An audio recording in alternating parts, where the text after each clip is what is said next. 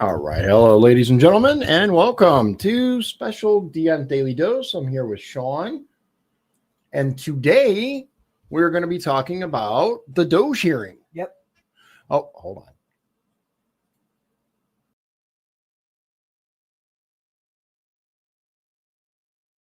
We're nearing $37 trillion in national debt. What does that mean? That means that each and every U.S. taxpayer owes over $323,000. Okay, what does that mean? That means when the EPIC, which is the Economic Policy Innovation Center, says we have 18 trillion left. That's it, 18 trillion left to take out, and we're spending $2 trillion in debt every year.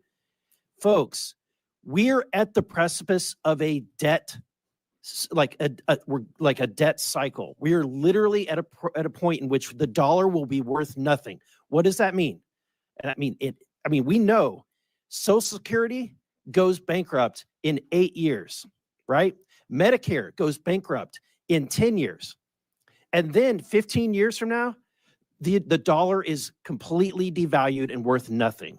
So what does that mean? That means your pension, the money in your bank, your savings is nothing. It's worthless.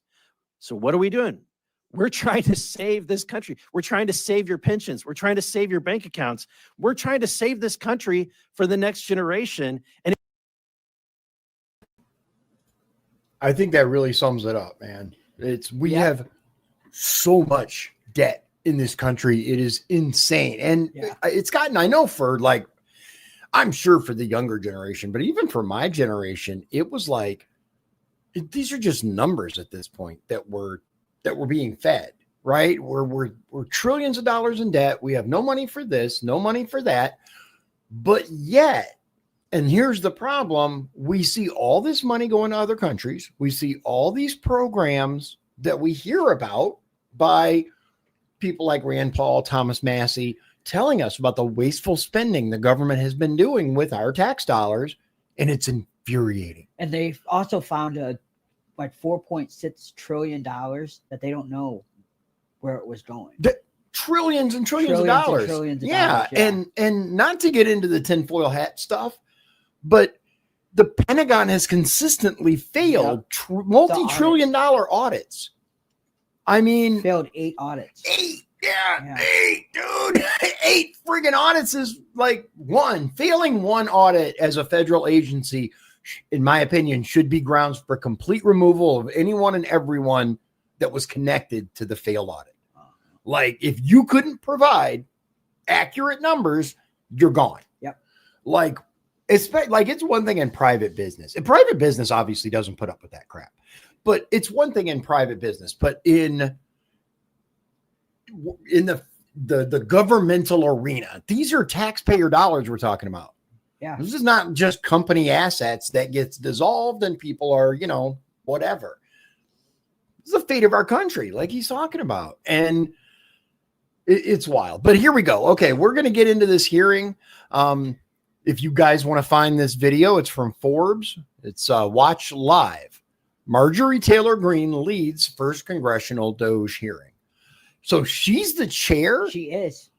And I was impressed. She was very professional during this hearing. Really? Okay. Now, for those of you familiar with the infamous MTG, Marjorie Taylor Greene has been an outspoken individual in Congress since she got elected. And that's part of the reason that she was elected.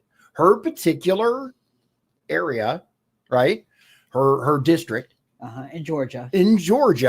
Wanted her. They elected her overwhelmingly. Yeah.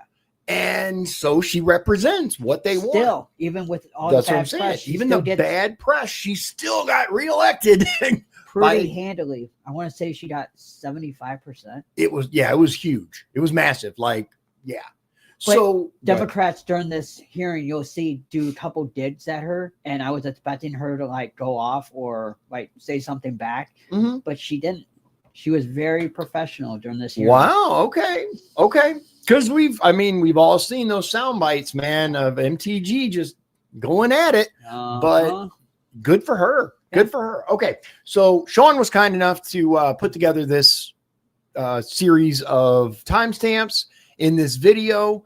I will tell you that I've seen some clips from this, and it is concerning, the sheer volume of stuff that we're talking about here. But let's get started. Our first clip is 8:26 to 12:48. And this is Marjorie Taylor Greene. Made after me, Starting so off, for the I think, purpose right? of making an opening. Okay. All right, here we go. Yep. Again, 8:26 to 12:48.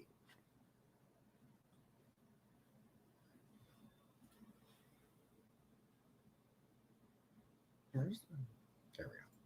All right. Statement. Good morning. Today, we begin the first hearing on the Oversight Subcommittee on DOGE. This committee will be laser focused on bringing full transparency to waste, fraud, and abuse within the federal government and presenting the plans to fix the tremendous problems we expose.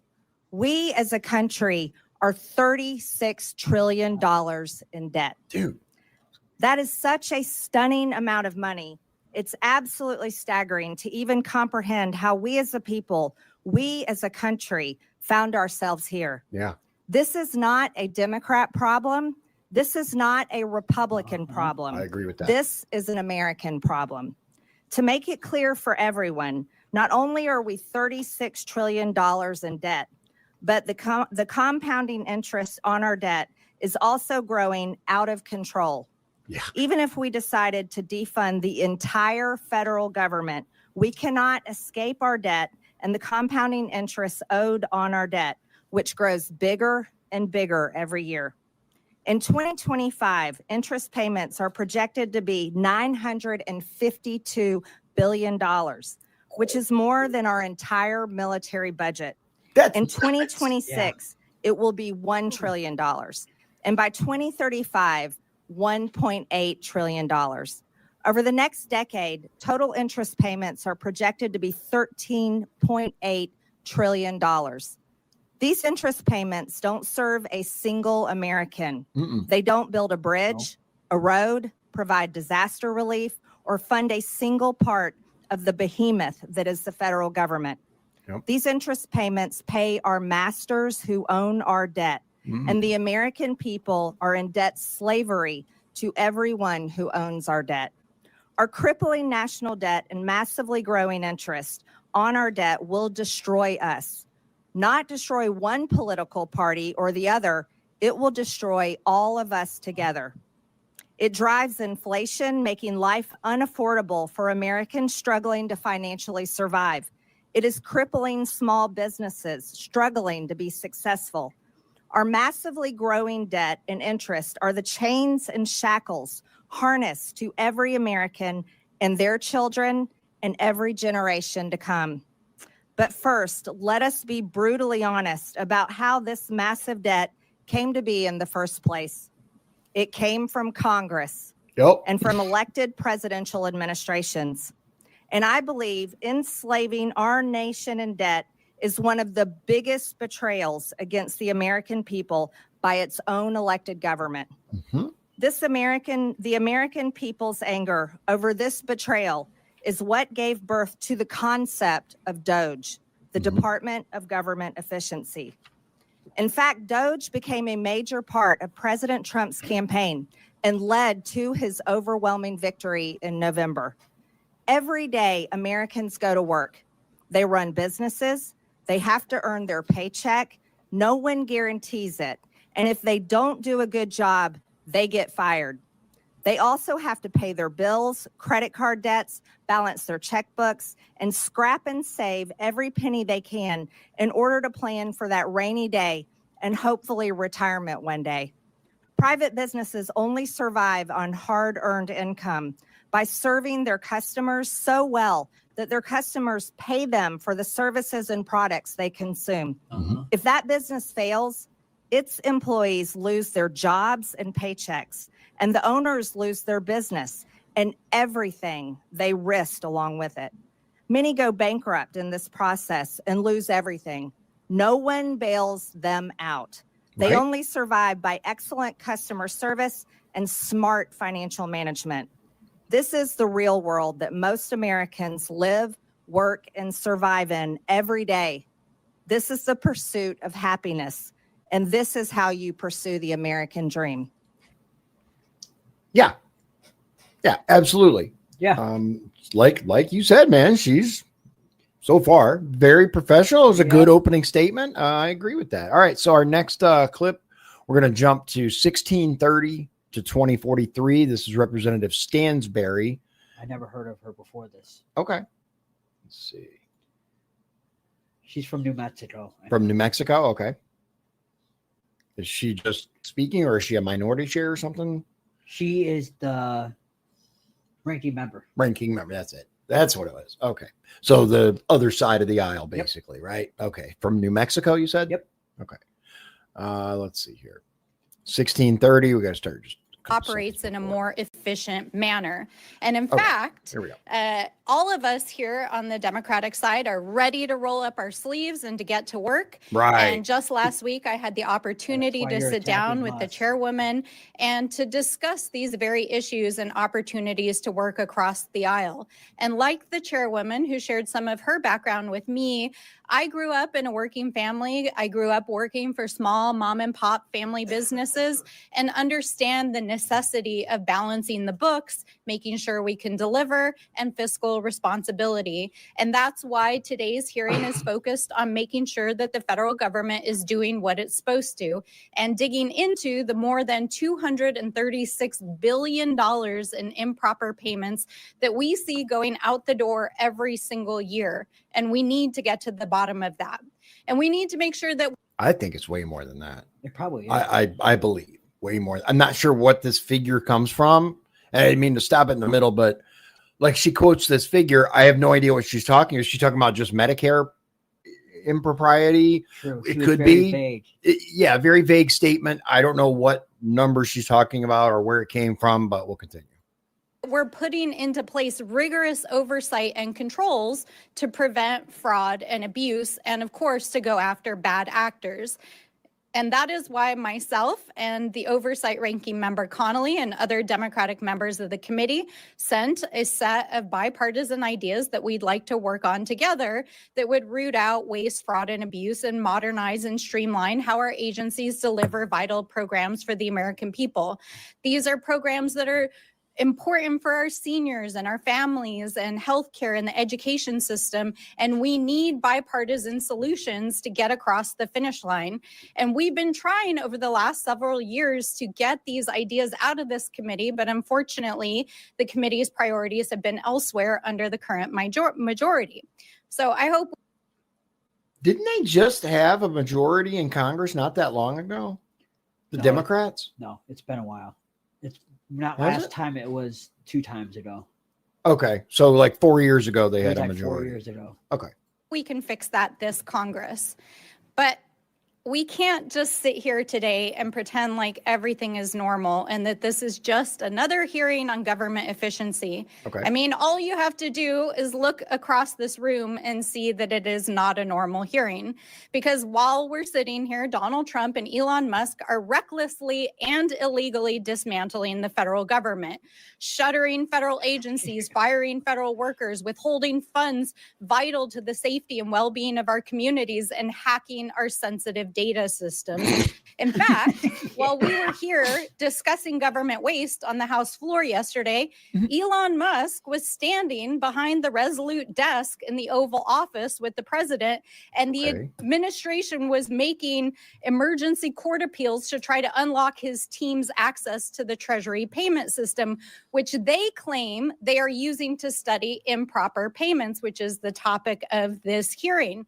But here's the thing. The Treasury payment system, which includes Social Security information and bank accounts for millions of Americans and data that's critical to national security and the operation of the U.S. government, and payments that go out the door annually equal to almost a fifth of the U.S. economy, is not where the payment decisions are made, because that happens inside the agencies that are currently being dismantled. I'm going to pause here real quick because there's a lot to digest here. Okay. No one okay, this is so much. Let's start with, while we sit here, Donald Trump and Elon Musk are illegally dismantling the federal. First of all, there's nothing illegal about anything DOGE is doing. No, It's absolutely above board. And this was celebrated when Clinton announced the intentions of creating the digital service. That's what DOGE was. and Elon Musk has no power. Right. That's the thing that drives me crazy is he has no power. He's just basically advising and telling Trump what is out there. Exactly. All of this, like USAID falls under the State Department. He can advise whatever, but Elon Musk can't fire anyone. And it's funny because she's going nuts about these critical programs that are necessary, right, for the survival of stuff. And talking about that's not where these decisions are made. No, it's not where the decisions to spend the money are made. And I agree with her on that. But how are you supposed to see where the money goes if you don't examine the system that sends out payments? Yeah. How are you supposed to know? Right. Imagine just for a moment. I'm not saying that that's what's going on, but imagine just for a moment if there was some sort of virus or other thing attached to the federal payment system that siphoned out a couple of pennies every time a payment went out. How would you know if that existed unless you examine the system? How do you know where these billions and billions of dollars are going unless you examine where the payments are going? And they are freaking out because they know their money-making scams are being exposed. Look at the $2 billion that went to Stacey Abrams' organization. Yeah. Did you see that? I did.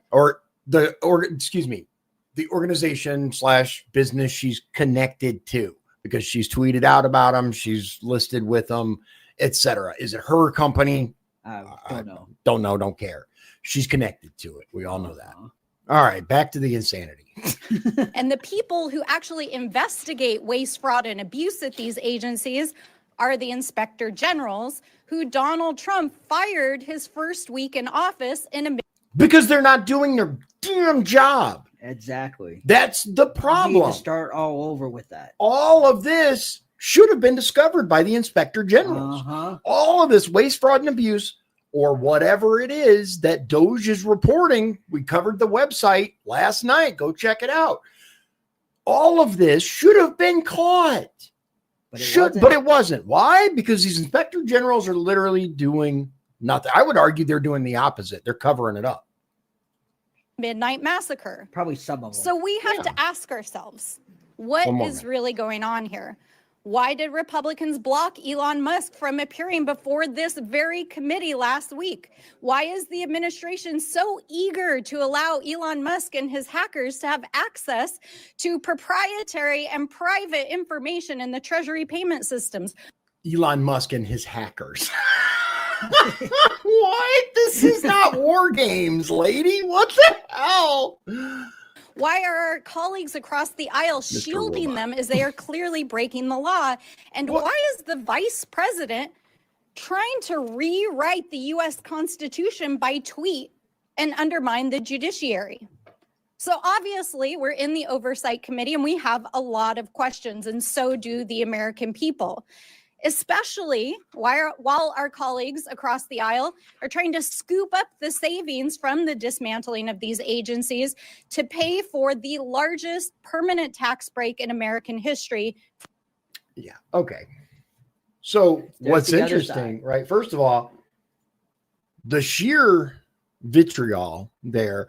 We all know Democrats hate Trump. It's no secret, right? Anything Trump does is bad. If Trump says, you need more oxygen, there will be tons of articles that come out in the New York Times, Politico, et cetera, that talk about how oxygen is bad. We've seen it. We know it. We know the playbook. However, to claim that looking for fraud, waste, and abuse is illegal and unconstitutional is a laughingstock. It is. And you absolutely lose any credibility when you start with that. All right. Oh my goodness. Okay. So here, in my opinion, is where the real fun starts. We get the witnesses. Yep. Okay. The intro and swearing in is coming up at 26:34, and that's where we're going to jump to 26:34. Now, I just want to take a look at this here. Okay. So here is our, here are our witnesses. Okay. And one of the interesting things about this is that, well, let's just let this happen because I think it's going to unfold on its own. All right, so 26:34, and we're going to 28:32. So we got a couple of minutes, guys. Here we go. Welcome today's expert panel of witnesses who each bring unique experience and expertise that will be valuable to today's discussion. I'd first like to welcome Mr. Haywood Talcove, the Chief Executive Officer for Government at LexisNexis Risk Solutions, Inc. His commitment to customers' needs allows LexisNexis to develop market-leading solutions that have enabled customers to stop fraud, waste, and abuse. Next, we have Mr. Stuart Whitson, the Senior Director of Federal Affairs at the Foundation of Government Accountability. Stuart was previously a special agent in the FBI, a U.S. Army veteran, and now spends his time at FGA advocating to improve welfare, the workforce, and other policy. Okay. Next, we have Ms. Dawn Royal, a certified welfare fraud investigator in the state of Wyoming and director for the United Council of Welfare Fraud. She advocates for investigating and preventing fraud of government benefits and has done so over the past 16 years. What's up? You don't have the video up there. Oh, thanks, Sean. Yeah. Okay. Let's try this again. All right. Yeah. We're just standing here watching. You guys may not have heard anything at all. So I'm going to back it up. Thank you, Sean. You're welcome. Thank you. Yeah, it's okay to go, hey, stop. Okay. Sorry about that, guys. Yeah. All right. So let's try this again. 26:34, 35-ish. Here we go. All right. It's good because it'll give an opportunity again, because I wanted to hear the first witness again, who he is. A panel of witnesses who each bring unique experience and expertise that will be valuable to today's discussion. I'd first like to welcome Mr. Haywood Talcove, the Chief Executive Officer for Government at LexisNexis Risk Solutions, Inc. His commitment to customers' needs allows LexisNexis to develop market-leading solutions. Okay, I'll pause. So Mr. Talcove is over here on the left, it looks like. And he's the CEO of LexisNexis or whatever, or of Government Affairs or something. Anyway, Ms. Royal, Mr. Whitson, and Mr. Hetler Gaudet. Okay. All right. Who is blind? Yeah. Who, by the way, is blind. And let's just get this out of the way because I'm not tiptoeing around this, guys. The guy's blind, right? Blind people are perfectly capable of doing anything other people can do, except maybe driving. I don't know how safe that would be, but otherwise, like, I had a blind friend when I was younger. He was kind of cool, but anyway, let's just get this out of the way because what does this guy do? Do you remember what he is? If I remember right, isn't he a lobbyist?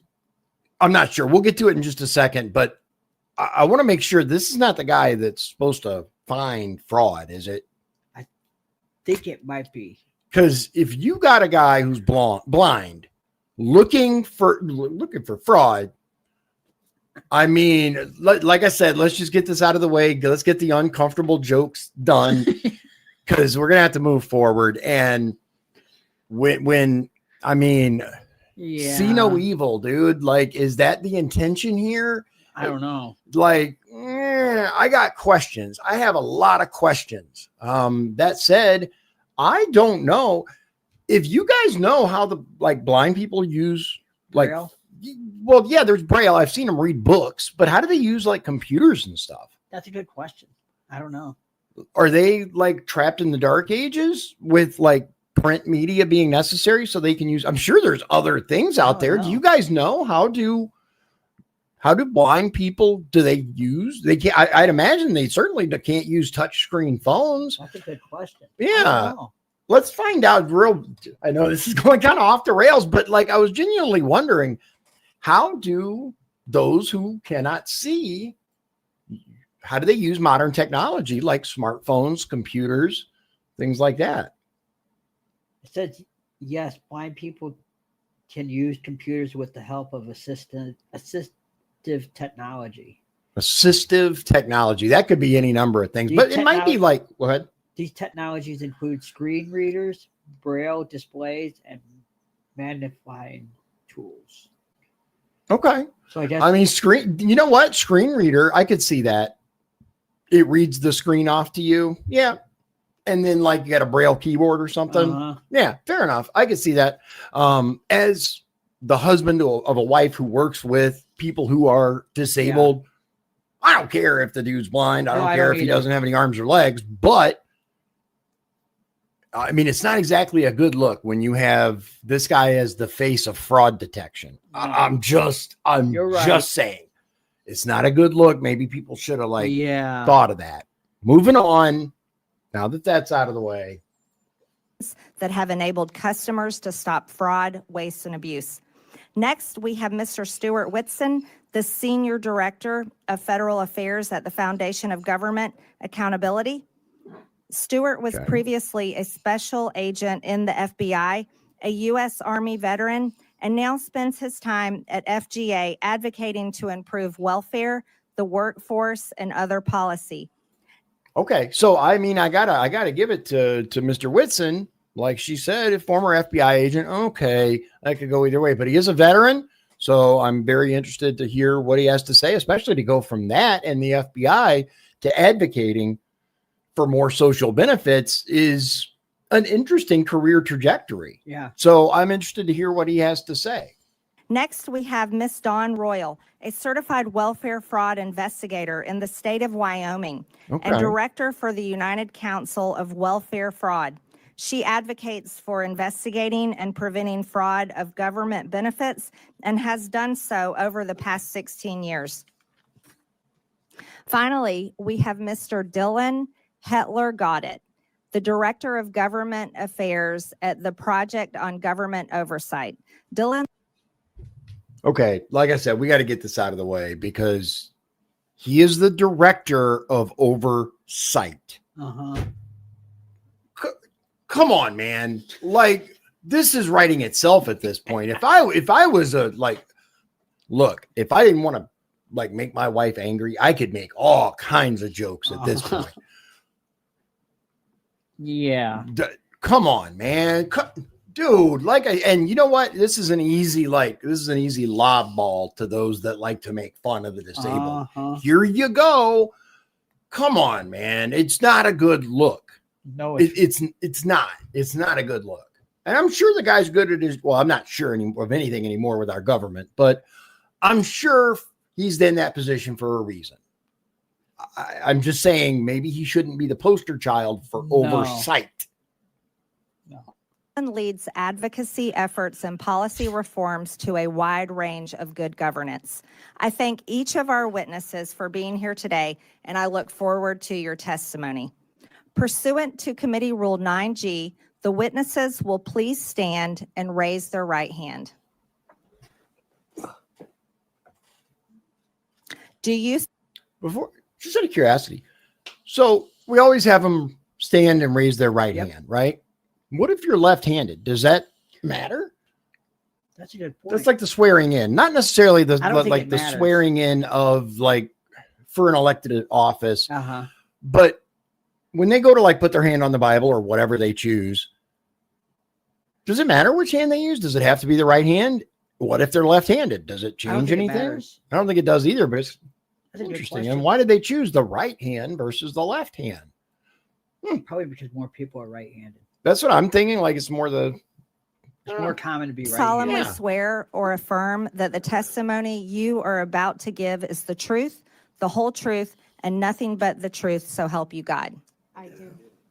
Let the record show that the witnesses answered in the affirmative. Thank you. You may take a seat. We appreciate. Okay. The next little clip, we're going to go right into it, and it is Haywood Talcove. That's the CEO guy, right? from, I don't know, that place. Appreciate you being here today and look forward to your testimony.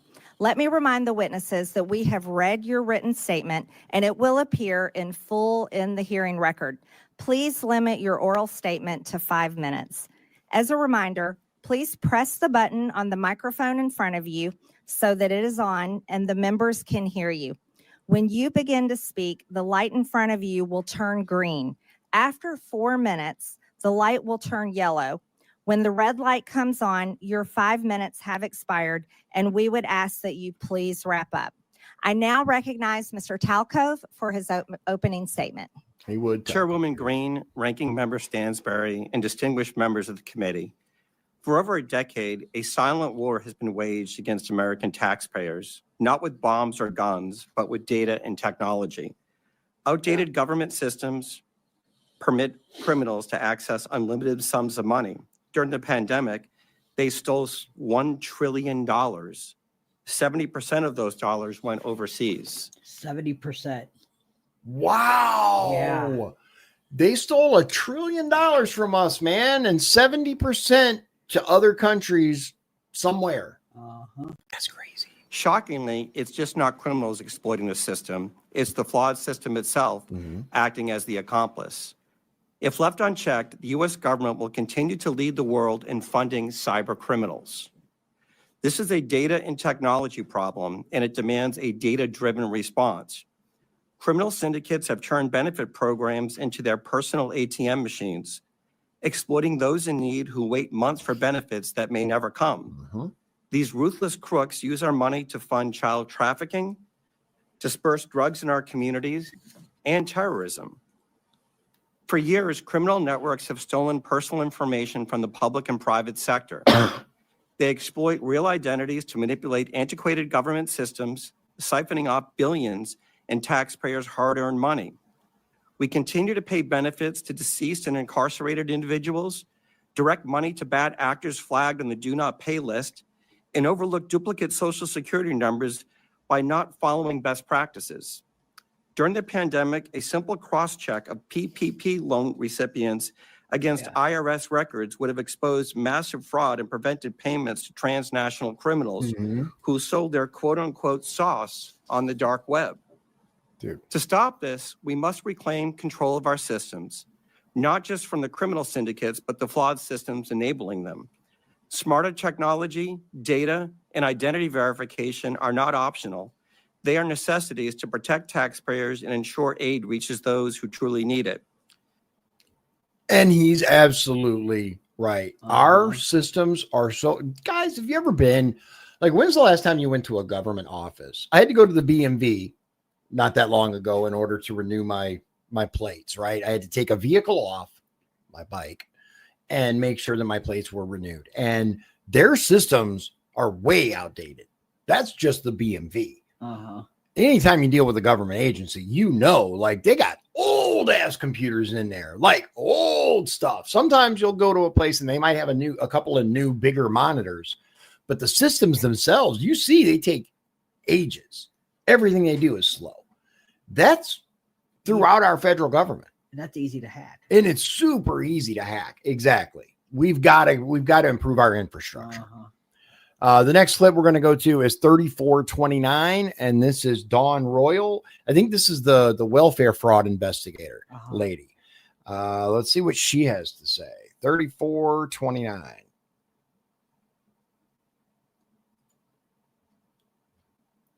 All right. Mr. Talcove. I now recognize Ms. Royal for her opening statement. We're going to 3609. A couple minutes. Good morning, Chairwoman Green, Ranking Member Stansberry, and committee members. My name is Dawn Royal. I'm a certified welfare fraud investigator, 2-term past president, and a current director of the United Council on Welfare Fraud. The United Council on Welfare Fraud is a national professional organization dedicated to protecting the integrity in our nation's public assistance programs. We are the only national organization singularly focused on the detection, prevention, and prosecution of welfare fraud. For too long, agency bureaucrats have pitted citizens' access to welfare programs against the integrity of those programs. Access versus integrity should never be an either-or dichotomy. We can all agree that access to public assistance is crucial. America's citizens should not be hungry or deprived of medical care because of their inability to pay. However, making sure vulnerable citizens have access to these welfare programs should not mean that we simply turn a blind eye to integrity. We do not pursue the prevention, detection, and prosecution of if we do not pursue the prevention, detection, and prosecution of fraud, taxpayers become the victims as the welfare programs become slush funds for anyone wanting to supplement their income with SNAP benefits, absolve themselves from the financial responsibility of medical bills, and using Medicaid to further taxpayer exploitation by taking advantage of cash assistance, energy assistance, childcare, and other social welfare programs. And she makes a really good point. Access versus security or whatever she said something else. The big reason why we don't just hand out welfare to anyone who asks for it is a verification process. We want to make sure that you actually need it. Why? Because of this, because of fraud, because there are unscrupulous people out there who will collect checks from the government when they don't need them. And I am all for helping those who need it. I've talked about this before. I was on public assistance when I was young. My mom was on food stamps when I was a kid. It helps. It's there. And for God's sake, if we're sending billions and billions and billions of dollars overseas, the last thing I'm going to complain about is helping people here at home. Yeah. They should come first. Exactly. Our citizens should come first. So not Ukraine. Not Ukraine. That's exactly right. Yeah. So our next clip is 4014. This is Stuart Wilson. 40. And this is a long one, if I remember right. Okay. We're going 4014 to 4515. 4014 to 4515. Here's full 5 minutes because it's interesting. Here we go. Chairwoman Green, Ranking Member Stansbury, members of the subcommittee, thank you for the opportunity to testify today. On the campaign trail, President Trump promised to take on the bloated bureaucracy in D.C., rebuild trust in the DOJ and the FBI, crack down on waste, fraud, and abuse, and restore common sense. And on day one, he started delivering on those promises with a wave of executive orders and the official launch of DOGE, which he, of course, tasked Elon Musk to lead.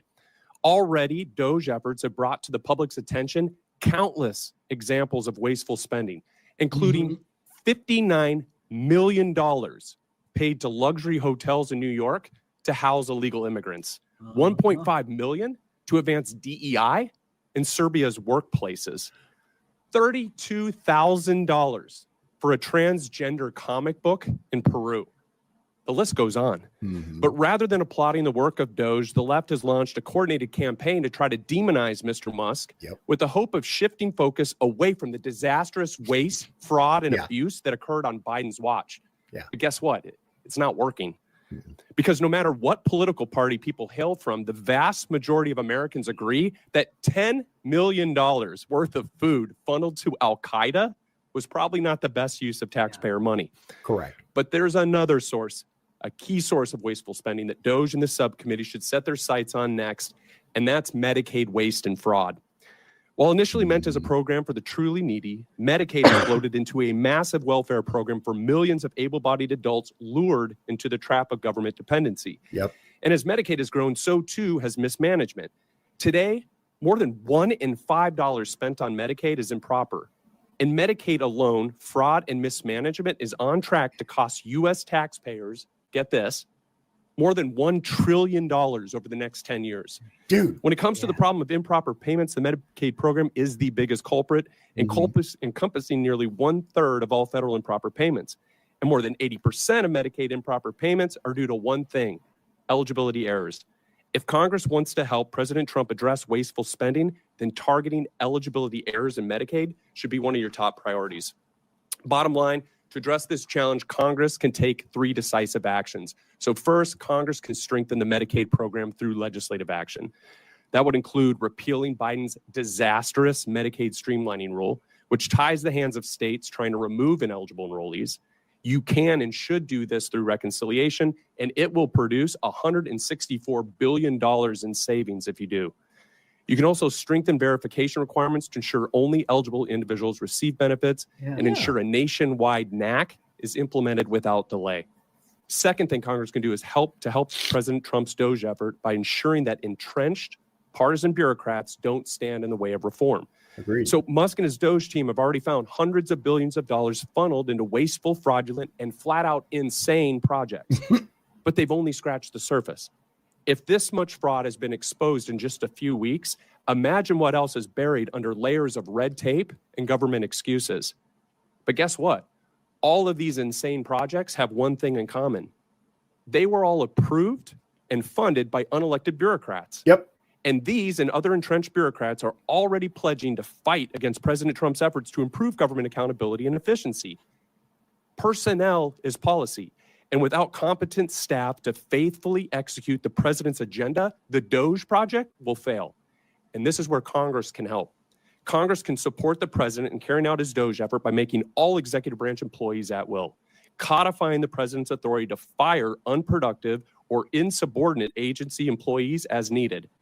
At the same time, Congress can grant the president authority to permanently eliminate vacant positions and consolidate non-essential positions across agencies and departments to help promote efficiency and put the right people in the right seat. The third thing, Congress can make President Trump's DOGE cost-cutting and deregulatory reforms permanent by passing the REINS Act. And so there's only one big problem with the DOGE effort. Most of its work can be undone by a future president with a stroke of a pen. To make President Trump's DOGE reforms permanent, Congress must act. And the best way to do this is to pass the REINS Act. This would return Article 1 budgetary power of the purse to Congress while promoting deregulation. It would also help lock in the DOGE reforms and cement President Trump's legacy as the most consequential deregulatory and cost-cutting president in U.S. history. The American people are watching. It's time for Congress to act. Thank you, and I look forward to your questions. I was distracted because you guys probably can't see this. You can barely see his mouth, but the guy to the right, were you seeing his face? His eye, was kept twitch. It was weird. The inflections, on this guy, his facial expression seemed to shift based on what he was hearing, which is completely natural. But I find it interesting at where some of the reactions came. It was interesting. Anyway, I agree with what Mr. Whitson said. Unless we have the proper people in place to implement these policies, bureaucrats are going to stop all of this. I agree that everybody in the executive branch should be at will and should be able to be eliminated immediately by a president. President's supposed to lead the executive branch. Why the hell are so many these people protected? Yeah, agreed. With our local governments, anybody who reports to the mayor serves at the pleasure of the mayor. As an example, the commissioners, those who have direct employees, they can fire them at will. The executive branch of the commissioners, as long as all three commissioners agree, or 2 out of 3, I should say, majority, they can fire any of these people, department heads, etc. But to have a president that doesn't have the power to fire someone in their branch of government is insane. But he could fire secretaries, which is crazy because they worked at the pleasure of the president. Exactly. Yeah. How can the staff or other workers? Right. Yeah. Right. Shouldn't he be able to clean house in a new administration? Because look, the entire purpose of the executive administration is to enact the will of the president, who was elected by America. He's the only elected official elected by the entire country. Seems simple, but okay. We're going to go right in to who I was just talking about. The eyebrow. That's what I was thinking. The eyebrow twitches and half smirks this guy was given. I'm interested to see what he has to say. So it's a short clip, about 45 seconds, 45:16 to 47:02. Let's hear what Mr. Gaudette has to say. Thank you, Mr. Whitson. I now recognize Mr. Hetler Goddett for his opening statement. Thank you, Chairwoman Green, Ranking Member Stansberry, and members of the subcommittee. My name is Dylan Hetler Goddett, and I am the Director of Government Affairs at the Project on Government Oversight, or POGO. I appreciate the opportunity to be with you here today to talk about the critical issue of bringing more accountability and transparency to federal spending, including rooting out waste, fraud, and abuse. Since our founding in 1981, POGO has been focused on promoting more accountability and rooting out wasteful spending and promoting efficiency, especially at the Department of Defense. We have a long and well-established track record on these issues, and we take a back when it comes to promoting a better and more effective government, which necessarily includes. That was a guy, for those of you who maybe couldn't see, or the guy behind him thought his microphone was off, got up, turned it off, and then sat back down after or turned it back on and sat back down after he realized. That's what that little cutout was. Somebody behind him wanted to be helpful. A federal government that is a good and responsible steward of taxpayer dollars. Let's take a moment to pause here to talk a little bit about terms that we're going to hear a lot today and the difference between them. Waste is. And I miscalculated. It's 1:45, not just 45 seconds. We're going to 47:02. Different from fraud. Fraud is different from abuse. Difference Let's hear that between again. them. A little bit about terms that we're going to hear a lot today and the difference between them. Waste is different from fraud. Fraud is different from abuse, and abuse is different from both. Okay. No. When we're talking literal definitions, that's correct. That is correct. Fraud is different than waste because waste is accidental, fraud's intentional. Okay. And abuse is just these bureaucrats who aren't doing what they're supposed to be doing. Where I would argue it doesn't matter. Either way, A, the money's being spent on stuff we don't want it spent on, and B, we the people have never agreed for this ridiculous stuff. Like, it's either way, the money's wasted, whether it's stolen, whether it's given away. Like, yeah, you can argue definitions, but the end result is we're still mad. When we talk about improper payments, they are a subset of those other three categories. But that doesn't tell us the whole picture either. Sometimes improper payments are a function of bad record keeping. Sometimes they are a function of outdated information technology systems. Sometimes they come about through human error, and sometimes they come about through negligence. There are a variety of reasons why improper payments happen. It just simply is not the case that improper payments are only a function of bad people doing bad things with bad intent. See, I find that a very interesting. Instead of going, look, we've been working hard, we can't do all of this ourselves, we need more help, or anything like that, what's the immediate jump he's going to? Hey, just because we're wasting your money doesn't mean it was intentional. Just because the money's getting wasted doesn't mean that we're bad people. We still need a job.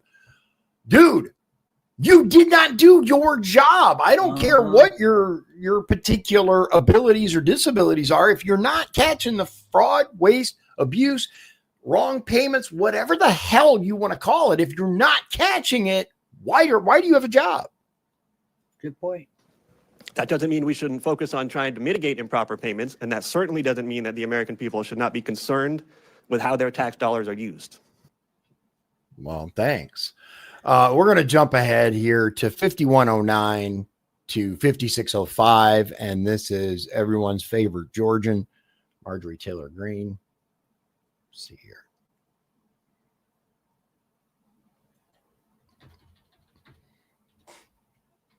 On DOGE.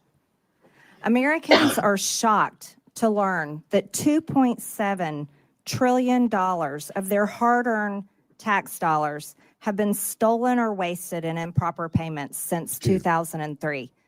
You see, in the private sector, companies can't continue to run if they keep employees that allow waste and abuse with their resources. Exactly. But that has continued for decades here in the federal government. Mr. Talcove, do private sector companies have a lower rate of improper payments than the federal government? Yes, the fraud rate, that the criminals are taking advantage of in the public sector is around 20%. In the private sector, it's around 3%. And it's wow. So that's a problem. oh my God, dude. 1/5 of everything is fraud. 20% fraud. In the private sector, only 3%. Because they have to cut it out because they won't survive. That's it exactly. Because private businesses are motivated to not waste money. These people, these Congress people, these unelected bureaucrats, these people who are in charge of shuffling the money where it goes, there's no incentive for them to do the right thing. They're making tons of money, or at best, they're idiots who didn't catch the fraud. Or I won't even say idiots, ineffectual at catching the fraud, if that's their job, right? At best. At worst, they're traitors to this country. Because, like you said, 70% of it is going overseas. That's aiding and abetting America's enemies, in my opinion. I mean, I'm just saying, certainly not helping us. Definitely. It's really because the tools that are used in the private sector aren't used in the public sector. Right. Front-end identity verification, self-certification, and then finally making sure that individuals are who they say they are. If we start using these tools, you will see the fraud rate go down dramatically, because for the most part, this fraud isn't taking place by real individuals. It's individuals whose identities have been stolen on the dark web. They use that information pretending to be somebody else. And because of the antiquated systems, processes, and technologies in place in government programs, they're able to steal at scale. Right. So, Mr. Talkov, we would say that private companies that pretty much have to exist on a 20% profit rate, they are not allowed. They can't continue to be successful if they were to allow their customers' data to be stolen like that and used by criminals. However, the federal government, who can continue printing checks and continue in operation, never fixes its problems because it can't be forced to go out of business. Would you agree with that? Yes or no? Yes. One of the things I noticed during COVID was the criminals learned that government was the mark because it never runs out of money. And they focus on it at scale. And then the likelihood of getting caught is virtually zero. Yeah. I think it's outrageous for Americans to know that their identity can be stolen and then used for child trafficking, drug trafficking, and terrorism, like you stated in your opening statement. Ms. Royal, your testimony states that many programs operate under essentially an honor system in which applicants need not verify their identity, income, residency, or other key eligibility factors. You call this a trust everyone instead of a trust by verify approach. Does this mean the federal government in some states are giving out billions of dollars to individuals without verifying who they are or whether they meet program eligibility requirements? Yes, ma'am, that's correct. That's outrageous. Do states have enough incentive to prevent fraud and to recover improper payments? No, and in fact, states are hesitant to spend their state dollars to protect federal dollars. I mean, would greater investment in program integrity efforts yield a positive return for taxpayers? Yes, it could easily be self-funding. Amazing. I agree Mr. with that. Whitson, your testimony states that both the Biden and Obama administrations issued rules and guidance that made it harder for states to verify eligibility for Medicaid. You say that repealing Biden's Medicaid streamlining rule would save $164 billion over 10 years because the rule restricts eligibility verification that states can perform. Can you explain why this rule is so costly? Yeah, so the rule does a number of things, but for instance, it prohibits states from verifying eligibility more than once a year. So for non-disabled folks to just go in and look and say, hey, are you still eligible for the program? It says you are forbidden from doing that any more often than once a year. And so obviously people's lives change, and so they may become ineligible, and so it's designed to keep them on the program. Another thing, it prohibits in-person or phone interviews to verify their identity. So people apply for it, and then the person on the other end says, well, I just want to call and make sure this is a real person, not someone in another country or whatever. The rule prohibits that. Okay, hold on. I'm going to pause here briefly because I get the once a year thing. I'm going to say that, right? Especially for those who are, because we actually just talked about this last night, my wife and I. She, for those of you who aren't familiar, is a Medicaid waiver case manager. What does that mean? That means she helps individuals who have been assigned to Medicaid waiver services, which is helping the severely disabled with everyday tasks, right? She's a liaison between their services and them. There are people who are legitimately very disabled, like very disabled. I'm not going to like put it out there, but they're not getting better, right? But there are also people who, let's call it, barely qualify, right? They are getting services, but their circumstances could change next week. They broke their ankle. They're unable to work. They, hurt their back. They did whatever, and their circumstances could change. I think once a year, that might be a little not often enough to verify whether someone's circumstances have changed. But on the other hand, someone who is severely disabled, these people are not getting better. If you're I'm going to give an example that's not connected to someone. It's just a off the top of my head, making stuff up example.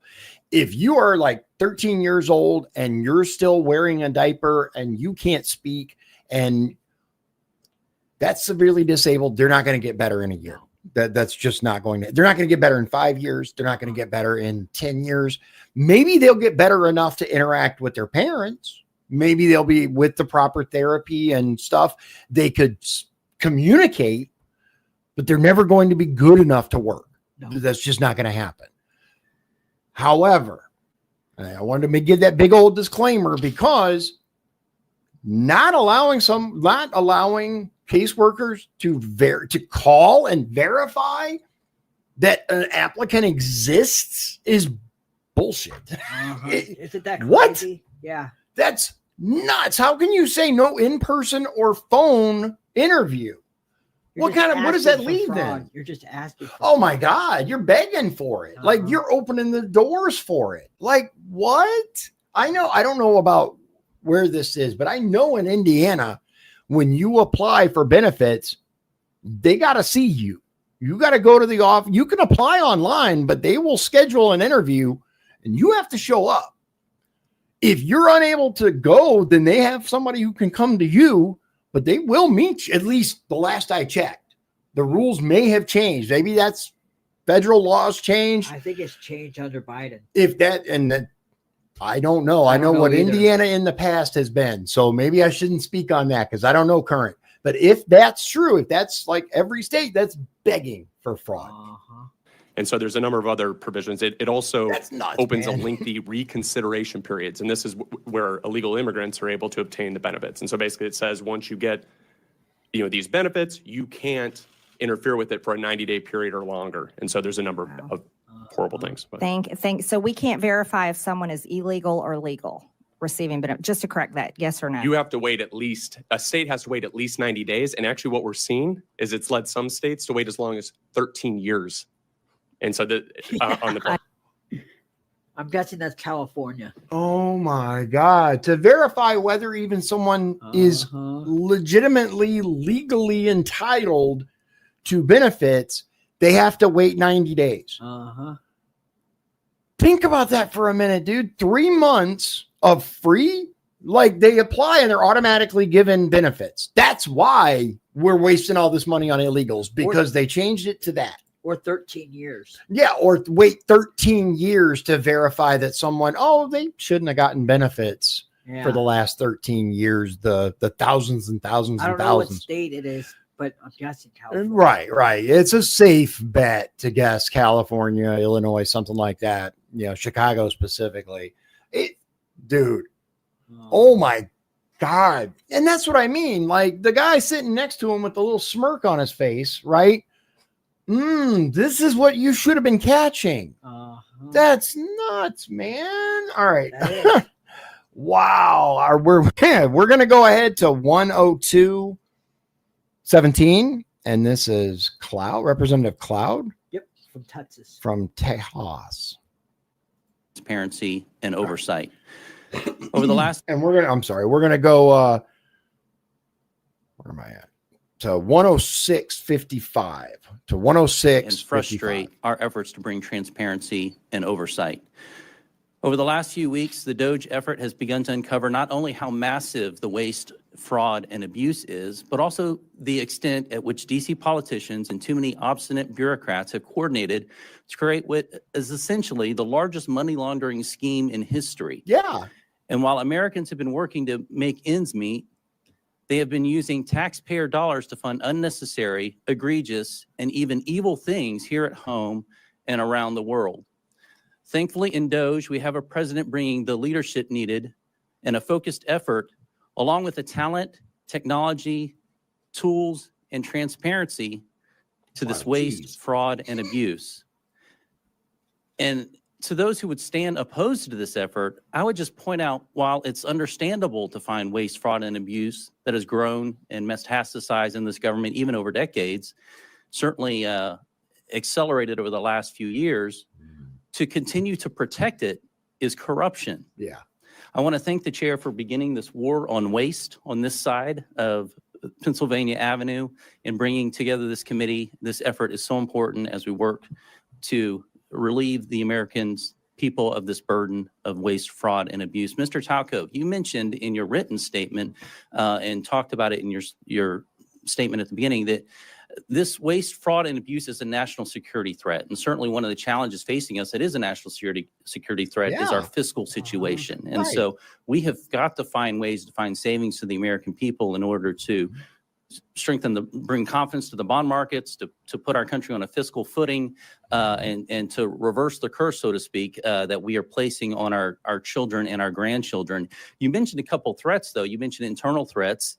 You said that these cases involve government employees, individuals entrusted with administering benefits who, instead of using their positions to approve fraudulent claims, override security controls, or even sell sensitive claimant information for profit. Now, this is not every federal employee for sure, but within the context of people who...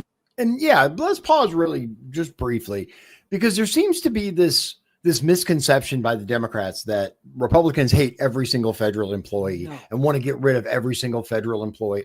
No, I want people who are actually doing their job to be where they're at or promoted. I want people who aren't doing their job to get rid of them. And I want them to be efficient too. Right. That's the key. Efficiency. The federal government absolutely has a job to do and they need to be there. But they've grown so massive, dude. Did you know? Okay, well, I just heard this fact today. There are 1.8 million people incarcerated in the United States. Okay. That's a huge chunk of the population. That's more than any other country on earth, right? There are more people employed by the executive branch of the United States government than that. Wow. 1.8 million people in prison, 2.25 million people employed by just the executive branch of the U.S. government. And I bet a lot of the same people are doing the same job. Redundancy is rife through the federal government. Okay. Who are trying to give their best effort. We have an internal threat, but you also mentioned transnational fraud rings, terrorist organizations, nation states, North Korea, nuclear weapons programs funded by our tax dollars, China, Nigeria, Iran, Romania, Russia, not our friends necessarily that are being funded by taxpayer dollars. Could you give us some examples of how this is happening?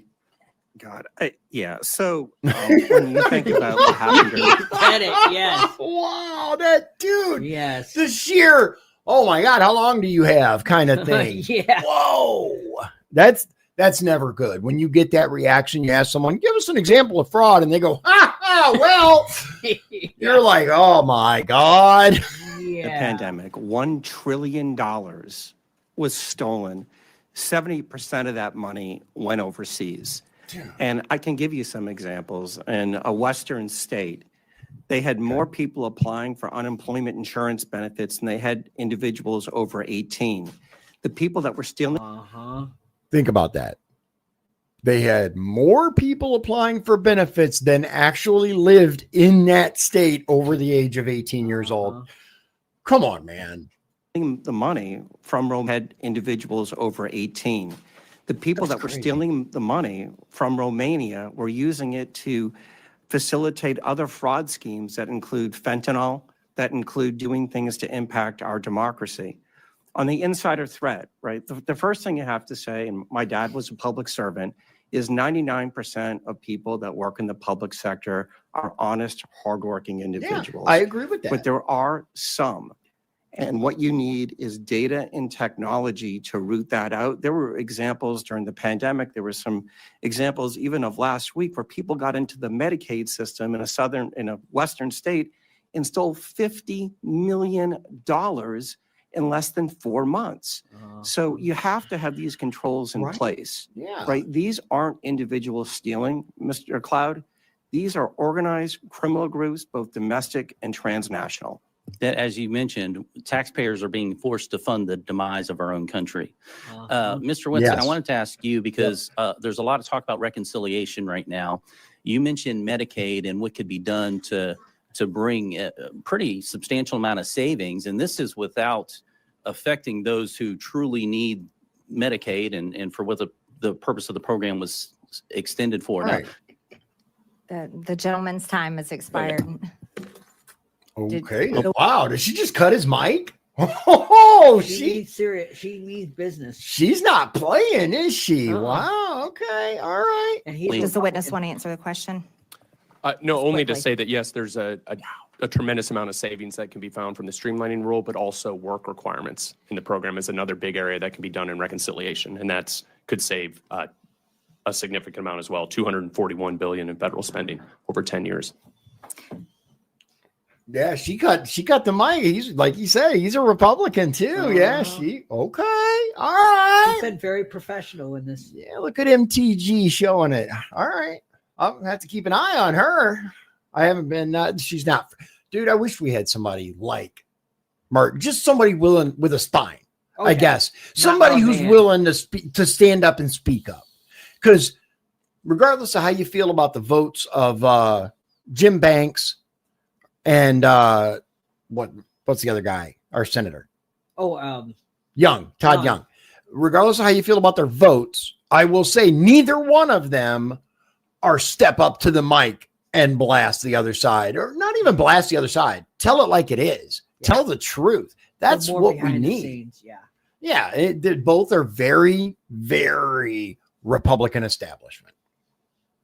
Okay, we're gonna bounce. Oh no, I'm sorry. We're gonna go right into the next one, which is Representative Garcia. And remember me saying that she was actually very professional doing this? Yeah. You'll see why in this clip. Okay, all right, very good. This is from 106.56. And So this right one into it to Went 110.12. viral. This clip went viral here. You said okay. All right, so here we go. Thank you. Thank you. Thank you, Madam Chair. You're welcome. I now recognize the gentleman from California, Mr. Garcia. Well, thank you. Thank you to all of our witnesses for being here. And I want to just start off by making something clear. I think we're all here to fight against the lies, the corruptions, and the attacks on our social safety net. Now, we should in no way be cooperating with House Republicans who want to shut down the Department of Education and destroy Medicare and Medicaid. And we should not stand by as the richest man on the planet gives himself and his companies huge tax cuts while the American people get absolutely nothing. You probably knew that was Now, coming. I find it ironic, of course, that our chairwoman, Congresswoman Green, is in charge of running this committee. Now, in the last Congress, Chairwoman Green literally showed a dick pic in our oversight congressional hearing. So Hunter I thought Biden. I'd bring one as well. Now, this, of course, we know is President Elon Musk. He's also the world's richest man. Really, dude. He was the biggest political donor in the last election. He has billions of dollars in conflicts of interest. And we know that he is leading a power grab, also abided by and encouraged by Donald Trump and, of course, the chairwoman, Congresswoman Green. But I also want to run through what DOGE actually is going to do. It's a demolition plan that's going to run through our government. Okay. DOGE is trying to abolish the Department of Education. Yep. That means opportunities denied to kids. It means you're ripping away opportunities for children with disabilities who are dependent on this money. I'm going to pause briefly because I just ask anybody who's against getting rid of the Department of Education to point to the data that shows the Department of Education has improved anything. And they have. In our school systems. They have not. Our scores have continued to either go down or plateau. They have certainly not gotten any better in the 60 years or so that the DOE has been around. I think it was 1970. It was whatever that created it. I think it was 1980. Yeah, something like that. So around that area, and we've seen nothing but either plateau or decline. So we're just to hell blowing with money the DOE. down a hole. Yeah, it's We flushing spend money. the most money out of anybody, I think, in the world on education. Yeah, and we're so pathetically low with our scores. It's embarrassing. You're also halting medical research, which is also critical, which we have to also stop. The idea that we're going to eliminate or destroy the Department of National Institutes of Health, NIH, is crazy. Let's talk about the Department of Labor. We're talking about protections for working people across this country, where people can actually complain about abuses their companies are making against them and their coworkers. Workers are now going to be in danger. Let's also talk about the Consumer Financial Talk about Protection fear Bureau. mongering, dude. Another huge issue for us. Think about the scammers and fraudsters that will be empowered across this country, because Elon Musk wants, essentially, these companies have more power over consumers and over people across this country. Look at the Centers for Disease Centers for Medicare and Medicaid Services. That is actually what's being discussed partly today. Healthcare, we're talking about being denied to millions of poor people, working class people across this country. And now, of course, they're on to their largest target, the U.S. Social Security Administration. We're talking about the destruction of the actual social safety net in this country. We know that 1 in 5 Americans collect Social Security, seniors, disabled people.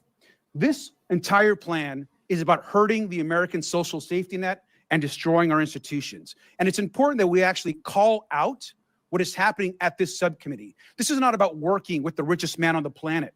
This is actually about empowering. This committee wants to empower the richest person in the world to hurt people so they can take all of this money that they so-called want to save and then give it to themselves, their companies, and their billionaire friends. Right. Okay. Bruh. Come on. Talk about That's their fear-mongering. argument. Yeah. Their argument is you should let us commit fraud, because if you don't, you're not going to get your Social Security. You should not question any of the money that's been spent anywhere, because they're not actually saving you money. This is what they claim. The Republicans are not actually saving your money. They don't want to save you any money. They don't want to get out the fraud. They just want to destroy all these institutions. They want to stop every single payment to every single crippled person out there, to every retiree. They just want to cut you off. So you should let us keep sending money to Ukraine, to Ghana, to what? Well, where'd they do the trans comic book at? Like Rio de Janeiro or something? Peru, I think. Peru, yeah. We should be able to do that, because the alternative is grandma doesn't get her check. I want them to, they keep doing this. I don't think this is a winning argument. They tried this shit with before the Trump election, and you see how it worked out for them. The American people are not buying into this crap. No. At all. We're going to go to 11241, and this is Representative Timmons. Yep. Did she should I play more of this, or? It's up to you. No, I was just wondering if there was something, because you said this little part right here went viral where yeah. That's why they do that crap. They do that for sound bites, dude. And Marjorie Taylor Greene was attacked there, and she didn't do anything back. Yeah, good for her. She didn't stop him. She didn't say anything. I got to give it to her. Yeah, she was very, very professional. And it's got to be hard, man. It has to be hard to sit there and listen to people spread absolute ridiculous lies about you. Good for her. All right. So Representative Timmons, where is he from? Do you know? I don't remember. Okay, that's all right. Facing this country, our debt. Here we go. Now to the task at hand. We're going to Medicaid fraud. 115.58. Mr. Talkov, if we implement enhanced identity verification and enhanced income verification, what will happen? How much money will we save? You'll save hundreds of billions of dollars.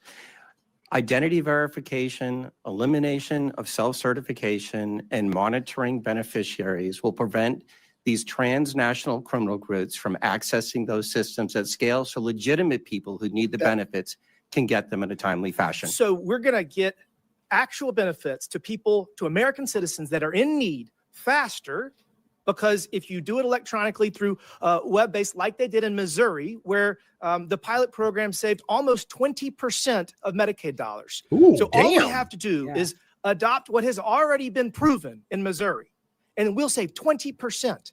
To the people out there listening, we spend almost $900 billion every year on Medicaid. Holy And God.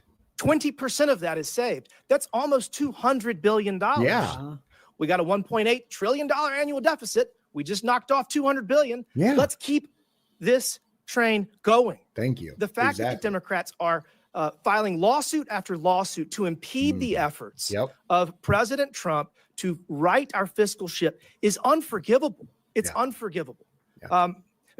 Talkov, you talked about pandemic fraud. I have a bill that would cause the IRS to share data with the Small Business Administration and the FBI and the Department of Justice that would show that you were ineligible for PPP loans and you got them. So I think that would save probably $100 billion. Do you think that we should go back and take money away from people that fraudulently got COVID money? During the pandemic, the PPP program was a virtual buffet for fraudsters. And it was because of that 1970. And I'm gonna break in really briefly because I'm gonna tell you some of the most satisfying shit I have seen recently has been these PPP scammers getting arrested.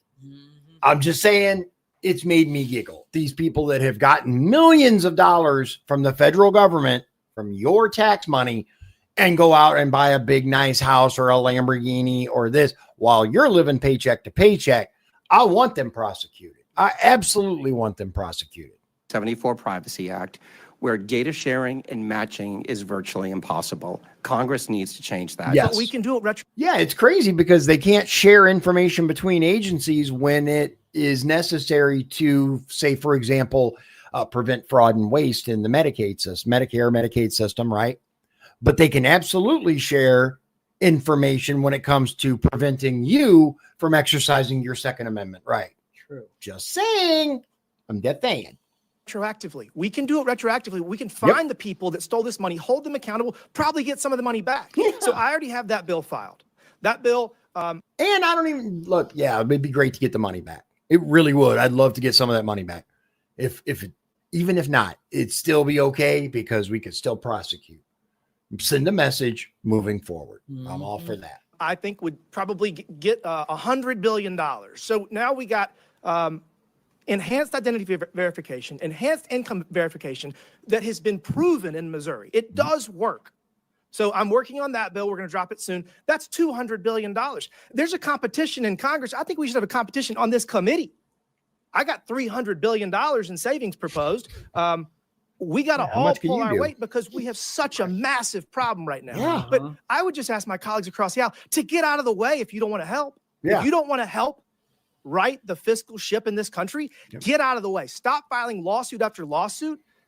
We do not have the financial ability to continue down this path. And we're going to save this country with or without you. You can kick and scream all the way, or you can get out of the way. I prefer the former. Thank you, man. Yeah, I mean, get out of the way, man. That's. He said I prefer the former, but I think he meant I prefer the latter, where you just get out of the way. Because, I mean, don't get me wrong, man. Some of the kicking and screaming is entertaining. It is. Some of the ridiculous statements they claim, like somehow preventing fraud, waste, and abuse is going to lead everyone to die in the gutter. That's a bit silly. We're going to go right into the next one, which is Representative Casar? Casar? C-A-S-A-R. Casar, I think. Casar from, do you know offhand? No? I don't. You're usually on it, man. What the hell, Sean? I'm just kidding. You're fine, dude. You're good. Madam Chair. And it's going to go to 119.24. He's from Texas. The gentleman yields. I now recognize the gentleman from Texas, Mr. Casar. Casar. There we go.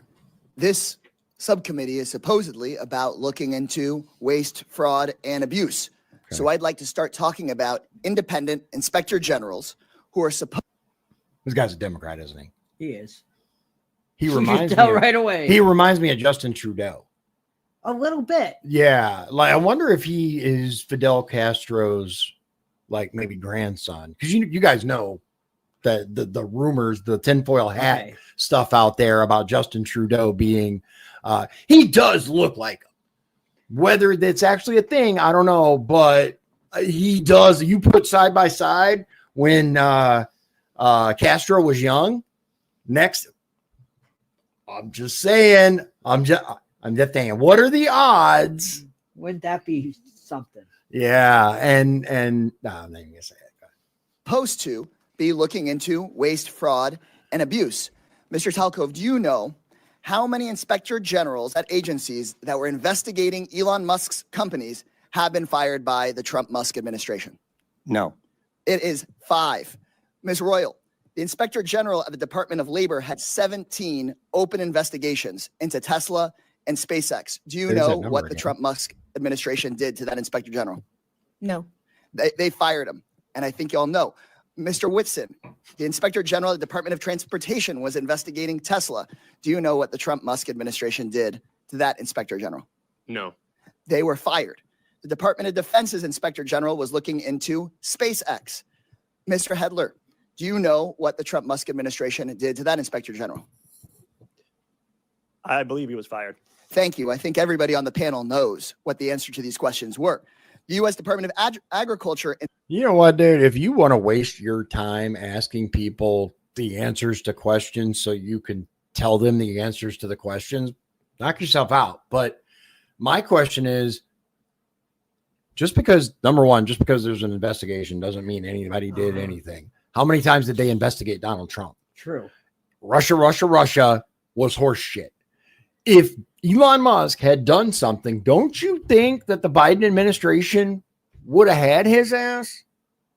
Come on. Like, I want to be careful here because there is an opportunity where Musk could have, I'm not saying he's going to. No, I got you. But he needs to be watched because power does corrupt. Oh, absolutely. Okay. Absolutely. Here's the thing, right? And when we did the quick dip into the DOGE website the other night with my son, he said, Elon Musk is not your friend. Remember that. He's a billionaire. He doesn't know what your day-to-day life is like, and he doesn't know you're alive. So don't trust any of these people implicitly. Don't trust Elon Musk. Trust, but verify everything. If he is doing anything criminal, lock him up. Lock him up. There's been no evidence of that. That's it. There has been no evidence whatsoever. And these Washington Post, Wall Street Journal, all these papers would run with it if there was anything. And there's not. There's not. Just stop it. Just stop it. Inspector General was investigating Musk's Neuralink. Mr. Talcove, now I'll ask you again under oath, do you know what Mr. Trump did to that Inspector General that was looking into one of Musk's companies? No. He was fired. The Inspector General at the EPA was repeatedly taking on Tesla. Mr. Hedler, since it seems that you're answering the questions that everyone knows the answer to, do you know what the Trump-Musk administration did to that Inspector General? I believe he was also fired. Also fired. At least 5 Inspector Generals that were looking into Elon Musk's companies were fired by the Trump-Musk administration. These Inspector Generals who are independent, protected by law, they are the people that find the waste, fraud, and abuse and found many of the cases of waste, fraud, and abuse that have been brought up today, fired because they were looking into Elon Musk. Right. Okay. I'm going to keep going here in a second. But again, you can make all the claims you want. And just because you assign someone to look into something doesn't mean anything's happening. True. And he can claim protected by law, this, that, and the other. They're all under the executive branch and are all subject to serve at the pleasure of the president. Everybody in the executive branch, in my opinion, should be cleared out from administration to administration. And then we wouldn't have half of these issues. True. These are At the NLRB. It's nuts. The National Labor Relations Board, which is supposed to protect workers from getting their unions busted by folks like Elon Musk, made functionally broken by the so-called Department of Government Efficiency that really is the Department of Government Efficiency for Elon Musk, not for you. They are trying to shut down the Department of Education, the Department of Labor. Good. You know what Elon Musk doesn't seem to be looking into? His own contracts. Again, I'll ask you, Mr. Talcove, do you know how much money a day Mr. Musk will receive from the federal government for his contracts? No. The answer is $8 million a day. Just last year, Elon Musk was promised $3 billion from close to 100 contracts with the federal government. Ms. Royal, do you? Did he say just last month? I think that's what he said. Or just last year? Hold on. Let's back it up. 100 contracts was promised $8 million a day. Just last year, Elon Musk was last year. Who was the president last year? Yeah, that's a good question. Biden was still president. Yeah, I don't remember Trump approving that's true. A bunch of contracts for as a matter of fact, there was a certain reporter, allegedly reporter, that made the claim that Elon, or I actually wasn't, I think it was like that terrible show, The View. I think they said that Elon Musk had gotten, or maybe it was Rachel Maddow or something. I don't know. Anyway, that Elon Musk had this massive contract from the federal government for Cybertrucks, armored vehicles, and tried to say it was Trump and had to get on air live and make the correction that it was actually the Biden administration. Was that Joy Reid? It might have been Joy Reid. Yeah. I know it was one of those psychotic liberal women. That's all I know. And unfortunately, they all kind of blend together. But yeah, so it's funny that he wants to talk about these contracts that were given well before Trump was president. Uh-huh. Did you find it? I did not, but something else interesting popped up. My phone. Go ahead. Trump announces commentator Dan Bongino is going to be the new FBI deputy director. He's putting Dan Bongino as deputy director of the FBI, guys. Holy hell. That is interesting. That is incredibly interesting. We will definitely have to see how that goes out because Bongino is former Secret Service. Uh-huh.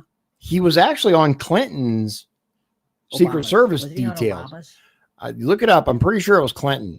But he has spoken out many times about the unconstitutionality going on at the FBI. But I'm pretty sure he served in the Secret Service during the Clinton administration and was very close to Bill Clinton. There is some stuff that he said he saw that was really, really bad, but he can't talk about it, unfortunately, because obviously the Secret Service have to be secret. Go ahead. For George W. Bush administration and the Barack Obama. Okay, so maybe it was Obama. I thought he said Clinton, but maybe not. He was a police officer for New York City during that time. During the Clinton administration. Okay, so he was a cop.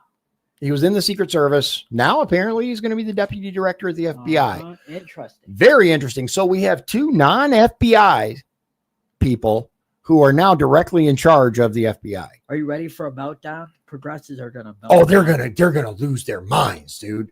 They are going to lose their minds. What I'm waiting to see.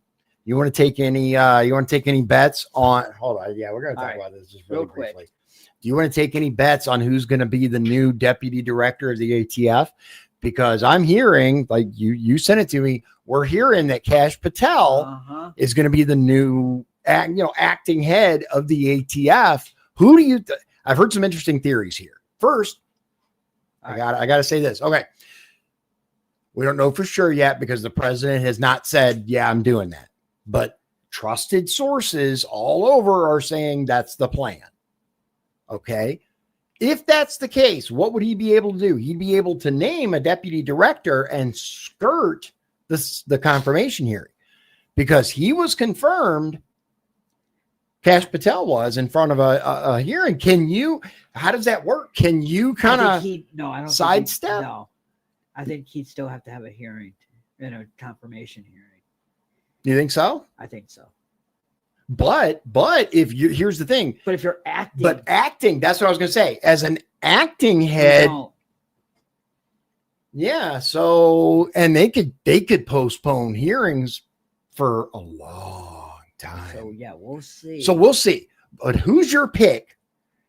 Who would you like to see? Let's start with that. Who would be your favorite pick for basically acting head of the ATF? Well, I will say one thing. So if they're planning on putting Kash Patel as head of the FBI, which he is, right, and acting director of the ATF, that would mean maybe the role of the ATF is not going to be nearly as big anymore. That's because how else are you going to be able to do the job of 2 full-time directors? True. That might be what they're thinking. And that could be, but who's your pick? Head of the ATF. Doesn't matter. Forget the hearings. Number 1 pick for head of the ATF. It would be. Would you have to think about it a while? Yeah. Brandon Herrera. Now, remind me who that is. He's a gun tuber who ran for Congress, and he's as pro 2A as they come. Okay. Look up Brandon Herrera. I'm not sure who that is. Yeah, he's well known on YouTube and whatnot. Very, very pro 2A. He believes that every American should have a machine gun. Okay. And I like him. But all right, enough of that. I sidetracked long enough. But I do think it's going to be very, very interesting to see how that plays out. All right, we're at 118.51. We're going to 119.24. We got to listen to this guy wax poetic for about another 30, 40 seconds. It's promised $3 billion from close to 100 contracts with the federal government. By the previous administration. Ms. Royal, do you know how much the average person in this country who survives on Social Security, one of our seniors who's worked their entire life, about how much they have to survive on a day? I do not. $65 a day. Mm-hmm. We're not looking into Elon Musk's $8 million a day. This subcommittee. Why should we? Yeah. Realistic question. Why should we? That's not what DOGE is for. No. And we're not auditing Elon Musk's bank account. We're auditing the bank account for the federal government because Elon Musk didn't spend my tax money. The federal government did through him. And I'm okay with canceling some of those contracts too. Absolutely. I can't think of a reason we need Teslas. SpaceX, that's a different story. And yeah, maybe that needs to be looked at. But I'll tell you what, he's gone farther than NASA did. That is true. Yeah. Like he did a ton of stuff that NASA wasn't doing. They were wasting billions and billions and billions of dollars destroying rockets, right? Not bringing them back. Elon is reusing them. Saving money, but by all means. Marjorie Taylor Greene and the House Republicans is looking into your grandmother's $65 a day. Yes. Now add that up millions of times. Hundreds of millions of times, because that's what we're looking at. Little payments going out to people who shouldn't be getting them. Now, if you get 50 of those, it adds up. It all adds up. All right. So we're going to move on to where are we at here? We have 3 more. Yeah, we got 3 more. 121.29. A little further. This guy goes on for a while. Okay. And this is Representative Burchett. From Tennessee. 121.29 to 124.53. Minutes.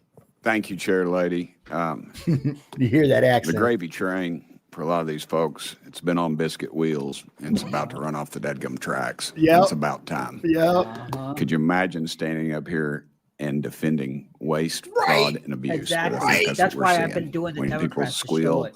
and don't ask questions, Yep. I think it shows the American public what the heck's going on. Yep.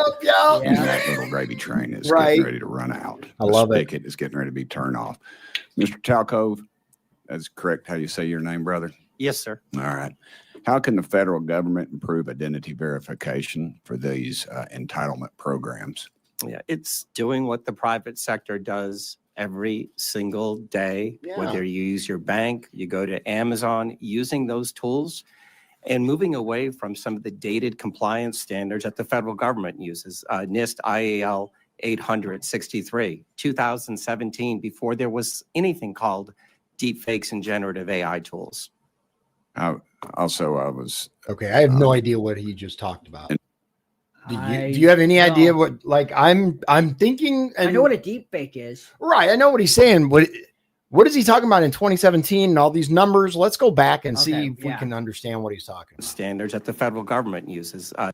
Okay. Yeah. So update standards. I got that. Right. NIST IAL 863, 2000.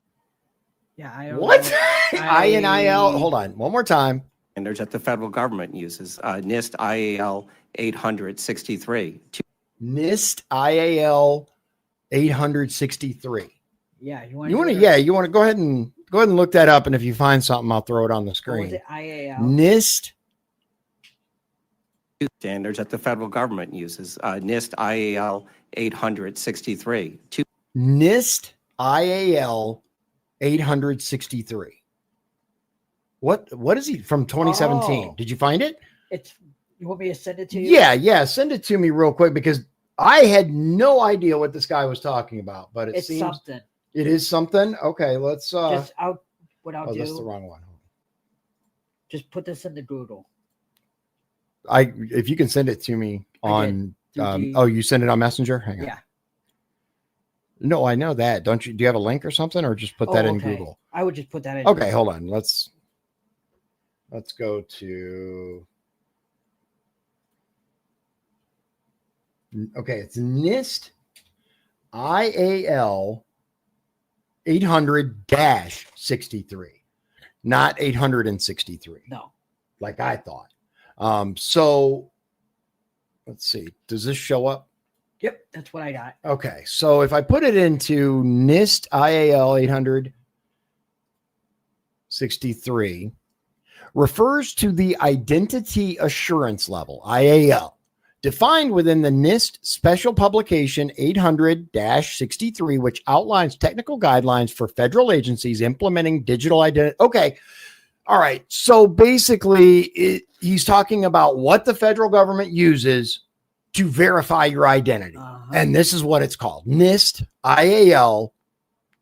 IAL is identity assurance level within the NIST, whatever NIST is. National Institute of Science, Standards and Technology. Okay. Right here. Okay. So NIST, identity assurance level 800-63, which determines the level of confidence required when verifying someone's identity online. Okay. So that makes sense now. Now it makes sense. Okay. I've never heard that before. I hadn't either. I didn't know what the heck he was talking about. It was just a bunch of numbers and letters. I'm like, am I having a stroke? 2017, before there was anything called deepfakes and generative AI tools. Okay, so he's saying these basic the outlines were made well before we had AI like we have, before we have these deepfakes out there. It is super easy to fake out these systems and make them think you're a real person. So we need more robust standards. Okay. I was informed that PayPal has never been, they've never been able to crack into that and steal people's vital information. Are they using those systems that you would be favorable towards that government seems to be shying away from? Yes, sir. And describe that, how that works. They're systems that are based on encryption. They use technology and they use data to validate you are who you say you are. The people that are stealing right now, I believe a lot of them are actually ghosts from China, Russia, Nigeria, and Romania. Not literal ghosts. I know, but you messed it up, man. I'm just kidding. I'm kidding. I was going to go for some kind of comedic relief, but I ruined it. No, that was actually perfect because come on, like that's we have solved the problem of where the money's going. It's going to ghosts. It's going to Casper and his crew. It's all right. Read a report today that North Korea was involved in this and some of that as well. And those people are our enemies. Again, they'll hate us for free. We don't have to give them taxpayer money. Right? And are there loopholes that can be closed to avoid these improper payments? And I wish you'd describe those to me. Right. The biggest, most important thing, particularly in the benefit program space, is the use of self-certification. As Mr. Timmons noted, the state of Missouri is using a solution called Steady IQ to validate wages and wealth. You cannot allow individuals to provide the information based upon what they think. It has to be based on what you know, and that will stop the ghosts from using people's identities to steal money from U.S. taxpayers. How much money do you calculate is wasted due to waste, fraud, and abuse in the entitlement programs each year? Yeah, my number right now between federal, state, and local government is you can save $1 trillion a year by simply putting in front-end identity verification. $1 trillion a year. Not one of those, because you always hear these big ass numbers and they say over 10 years or over 20 years. Yeah. No, this is $1 trillion a year you'll save by simply verifying people aren't bad actors from China. We're not talking about, keeping grandma from getting her check. We're talking about preventing fraud from people who shouldn't even be getting money from the first place. And eliminating self-certification and monitoring the back end of the programs that are providing the benefits. Those three things. You said you could eliminate that, but are there others you feel like some more low-hanging fruit? I would start with those three things because they're simple. That'll take that 20% fraud rate that you're seeing in the public sector down below 5%. Chair Lady, I would suggest that we adopt Mr. Timmons' legislation and get that out of the committee as fast as possible. Exactly. Yeah. It sounds like, where was it? Minnesota? That's working on Wisconsin? Missouri. Missouri. Are you talking about the new system? M's and W's, man. Yeah, the new legislation that they're talking about, that the verification. Yeah, that Missouri has a new system. Yeah, it sounds like it's working really well there. Here's the question, though. Realistically, is it preventing anyone who should be getting benefits from getting them? I'd like to know that information before we have it on a national level. But if it's not having that effect, by all means, because we got to do something. We have to do something. Our next clip is 12641. 126. And this is Crockett from Texas. And the media is claiming that she's the future of the Democrat Party. Okay. Oh, God. Jasmine Crockett? Yes. Oh, my God. Okay. I hope she's not the future because I'm just telling you, but that's what they're saying. I appreciate the heads up. So that's like warning somebody they're going to get chlamydia before the week's out. But I understand what you're saying. Yeah. Oh my God, she's a trip, dude. She makes some. I think it's only a matter of time before she's in cuffs. I do. That's just my belief. All right. I don't have any actual evidence on that, but I think because those who scream the loudest. I'm just saying, those who scream the loudest have the most to hide. I think she's crazier than AOC. She's definitely nuts. She is absolutely bonkers. Yeah. That's all, folks. Yeah, that kind of, yeah.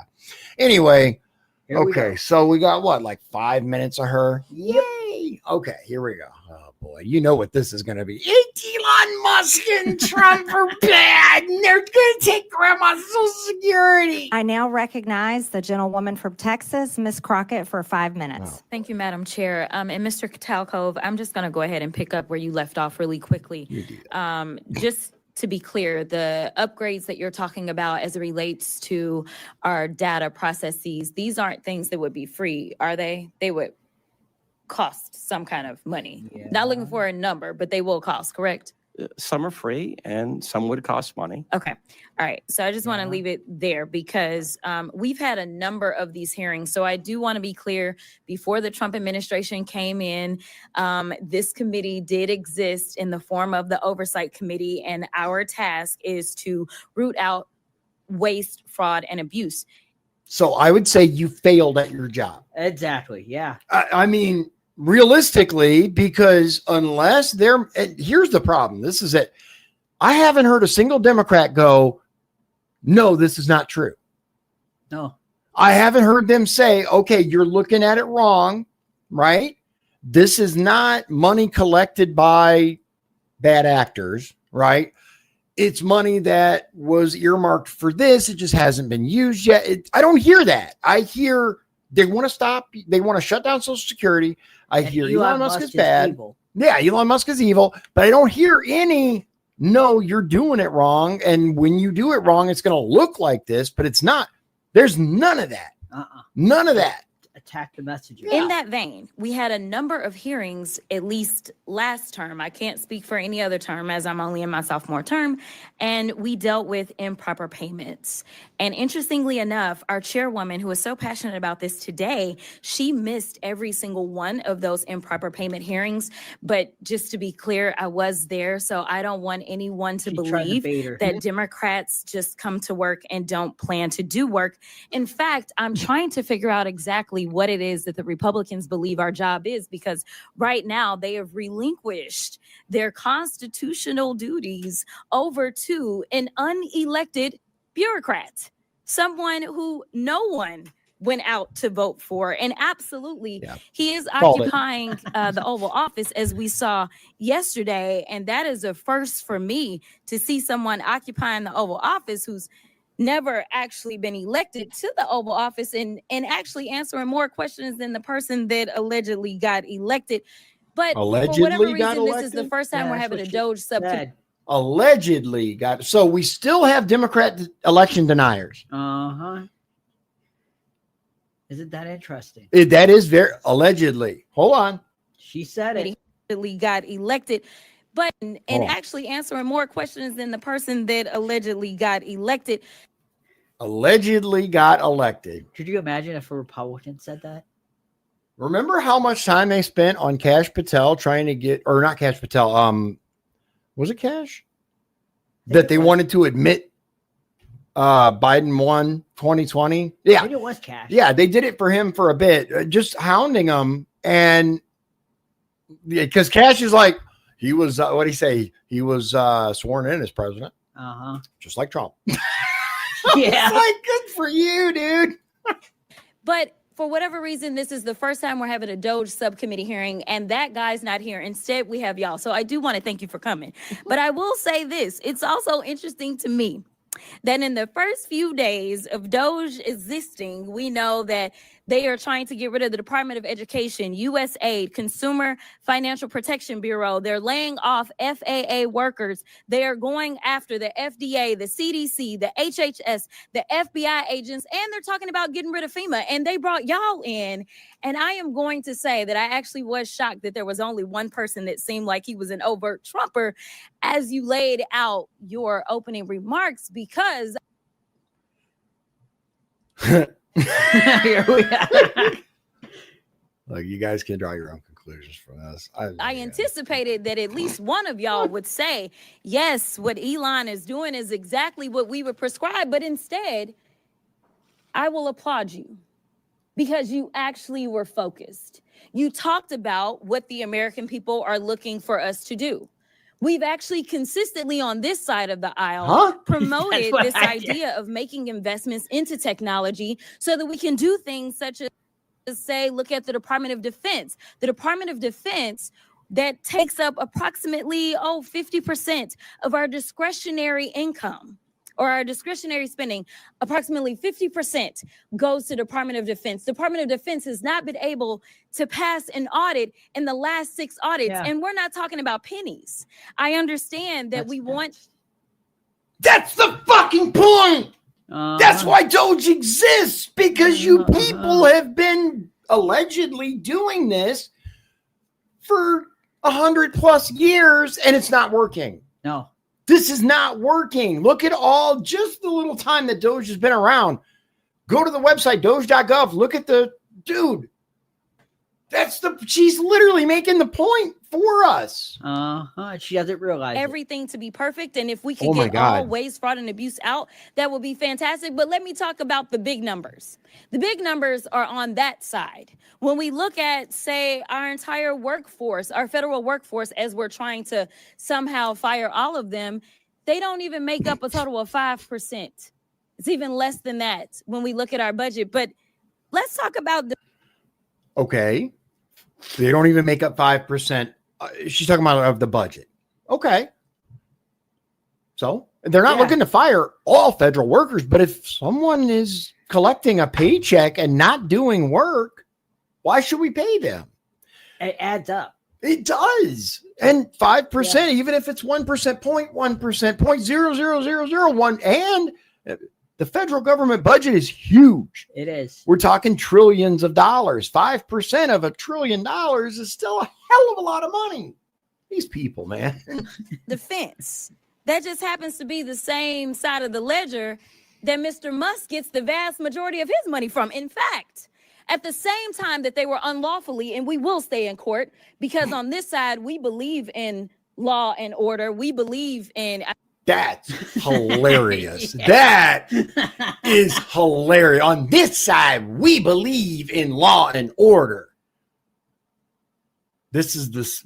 You guys know, bruh. Like, really? That's a hell of a statement to make. I mean, a number of us are actually lawyers, but nevertheless, we understand the Constitution. We believe in that as well. And so there's things such as, impoundment, right? Because as Mr. Whitson said, he said, we need to return the power of the purse to Congress. It never left. According to the Constitution, that's where it's at. Now, I know that people are confused right now because for whatever reason, we had a guy that went in and you talk about people invading our data. Listen, people said that they were upset about TikTok, but I'm upset about the guy that runs Twitter. She had to look down. She looked down and still got it wrong. It runs. What's the name of his company again? Bruh. This is the future of the Democratic Party? Okay. All right. For sure, is doing nefarious things because I don't understand if you are trying to conduct audits and figure out where the waste, fraud, and abuse is. I don't know why you would go to some tech guy. In fact, it was only techies that were sitting there at inauguration. We didn't have auditors. I would welcome auditors to come in and do forensic audits. In fact, he sat there in the Oval Office yesterday and he admitted that he was lying and he was using his propaganda machine to do it when he said that we sent millions of dollars to Gaza for condoms. That was a lie. So let me tell you something. The gentlelady's time has expired. The gentlelady's time has expired. Rein in this rogue actor known The gentlelady's time has expired. I now recognize the gentleman. Bruh. All right, the last speaker. Okay, okay. So according to her, the condoms to Gaza thing was a lie. Okay, maybe that's the case. If that's the case, Elon even said, I'm not going to get it right all the time. He did say that. We're looking into this stuff by all means. But you know what? Go look it up. Check it out. And the crazy part is, of course, the Democrats are going to focus on, well, he lied. He said there was this. Instead of going, okay, yeah, maybe he misspoke. Maybe this was wrong. But it doesn't explain the billions and billions and billions of other stuff where he's right. Uh-huh. Okay. Last little clip for you. 132.58.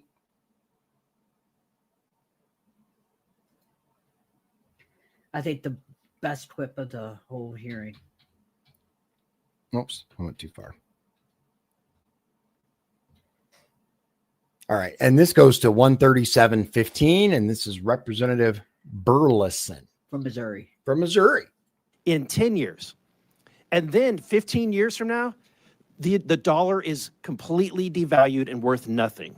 So what does that mean? That means your pension, the money in your bank, your savings is nothing. It's worthless. So what are we doing? We're trying to save this country. We're trying to save your pensions. We're trying to save your bank accounts. We're trying to save this country for the next generation. And it would be nice if we had help. But instead, we have people that are fighting us on this. And, I think that I would hate to be in the Democratic Party right now because you're in a really bad bind. You're having to defend all of this crazy spending, all of this crazy waste. So how do you do it? You do ad hominem attacks. You attack the messenger. Oh, Elon Musk, right? He's rich. He must be evil, right? That's the attacks. Really? You can't do any better than that, right? let's talk on the policy. The policy. Help us. We're trying to save this country. Right. This is what, and Elon Musk, who's making no money doing this, is trying to save this country. Why?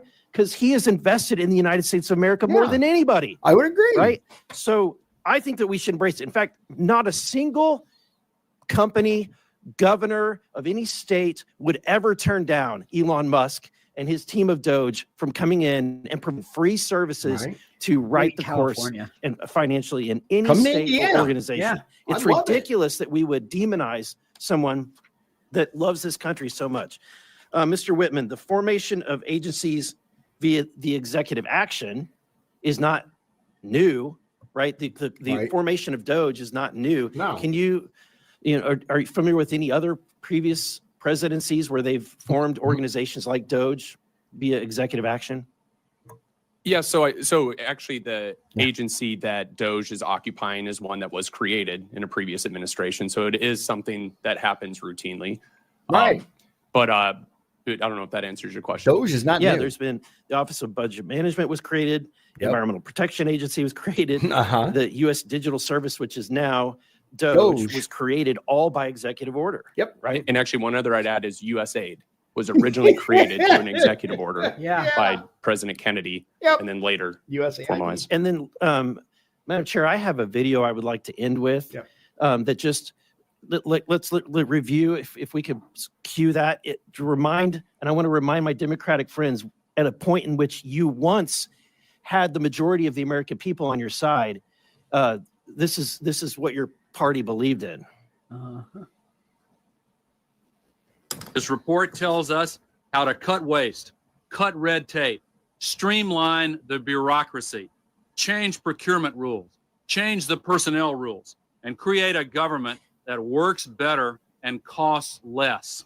I've read it, and where it says the president should, the president will. Among the 800 recommendations, eliminating 12% of the federal workforce, merging some government agencies like the FBI, the DEA, and the Bureau of Alcohol, Tobacco, and Firearms. Oh my God. So is Trump just enacting Clinton's policy? And now the Democrats are crying about.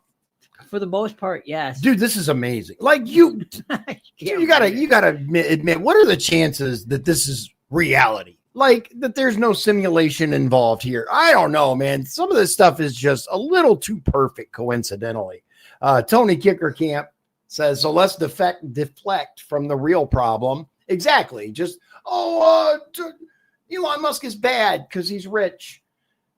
So yeah. So they're crying about Clinton. Exactly. They're crying about the very thing, eliminating 12% of the federal workforce. Remember this congresswoman saying, it's only 5% of the budget. Doesn't matter. No, it doesn't matter. And we saw earlier Dan Bongino, deputy director of the FBI. That's going to be wild. You think the Democrats are losing their minds now? Tomorrow's going to be glorious. It's going to be oh my God, the meltdowns. I'm looking forward to reading. Look at this. But oh my God. You're going to see, it's going to be your feed. Oh my God, dude. It's like, I just see it in my mind. A liberal compilation of meltdowns. Anyway, merging agencies. So like you said, I wonder if we're going to see that now with the ATF and the FBI. I genuinely don't understand why we need an entirely separate agency for Bureau of Alcohol, Tobacco, and Firearms. That doesn't need to be its own agency. They're doing basically, in my mind, FBI type stuff. Closing hundreds of government offices outside Washington. From the day I took office, one of the commitments that I made to the American people was that we would do a better job here in Washington in rooting out wasteful spending. We thought that it was entirely appropriate for our governments and our agencies to try to root out waste, large and small, in a systematic way. It means cutting some programs that I think are worthy, but we may not be able to afford right now. A lot of the action is in Congress and legislative, but in the meantime, we don't need to wait for Congress in order to do something about wasteful spending that's out there.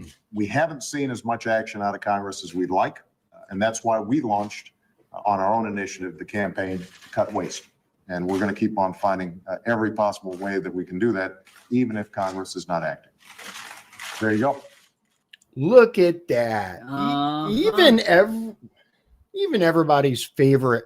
What did God, I'm trying to remember what Joe Biden said about Obama, that he was like the first mainstream he did. You know what I'm talking about, right? That he was the first mainstream, well-educated or articulated black man, basically. It's like, he did. yeah. He so said there, some racist. oh things yeah, in the he said past. some racist ass stuff. So Tony Kickercomp says Dan takes no shit from no one. Yeah, yeah, exactly. And so him as assistant director of the FBI is going to be nuts because, in my opinion, Dan Bongino is not going to allow the FBI to run roughshod over the American people. No. I don't think Kash Patel is going to allow it either. It's going to be an interesting So day tomorrow. yeah, it's going to be an interesting month. Tony also said DOGE was actually created by Obama, but under another name. Yeah, the digital What was it? yeah, He said the it in digital the hearing. service or Something digital service. yeah, digital service division, whatever it was. Clinton, that's at the beginning of the clip. He was talking about how, cutting the federal workforce, all of that stuff was the Digital Service Commission, whatever it is. So U.S. Digital. Yeah, Clinton created that. And then Obama just expanded it. That was what this was supposed to do. But all DOGE is doing is taking over as an agency, and they changed the name for memes. It's meme worthy. Let's face it, it's Elon. He loves the memes, right? He loves the memes. Yeah. So we have Democrats crying and defending fraud, waste, and abuse. How do you defend fraud, waste, and abuse? You attack the messenger. You do ad hominem attacks. You do deflection type scenarios where, oh, well, Elon Musk got this contract from the U.S. government. Elon Musk did this and Trump did that. And you're not saying that the fraud they found doesn't exist. You're not, except for, I'm sorry, Ghana and the condoms. Whatever. And the thing that drives me wild, Allegedly. crazy Let's find is out about that, by the way. Go ahead. Elon Musk agrees with these people on most issues. He's not a conservative. Exactly. That's the wild part. Okay, so let's see what it says.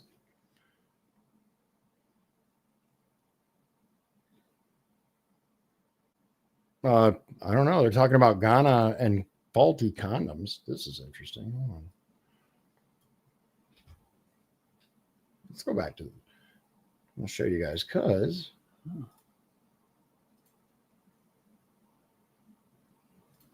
So I Googled, well, I misspelled it, but I Googled condoms Ghana thinking it would pop up because you know how it is. But right here it says Ghana should repay $3.8 million to Global Fund faulty condoms procured in a tender that was riddled with fraud. So that's interesting because they say that he lied about that. Wasn't it Palestine, the condoms? Oh, maybe that's what it was. It wasn't Tanya. It wasn't Ghana? Okay. Let's see. Hold on. It'll come up. I just Googled it. What did you Google? Hamas condoms. Oh. I don't know why I said Ghana. Okay, so AP. And this is why, I think it's important to show both sides and to show what we find out, because it says here, fact focus, no evidence that $50 million was designated by the U.S. to buy condoms for Hamas. During a signing ceremony Wednesday for the Lake and Raleigh Act, President Donald Trump claimed that his administration had, quote, identified and stopped $50 million being sent to Gaza to buy condoms for Hamas. The White House press secretary claimed the same thing. Okay, so claim. Yep. The facts. Trump and his spokesperson appeared to be referring to a grant or grants that USAID awarded to a group called the International Medical Corps, worth $102.2 million to provide medical and trauma services in Gaza. The State Department earlier Wednesday described this as an example of egregious funding not aligned with American interests or the president's policies. Okay. State Department spokesperson said prevented $102 million. Okay.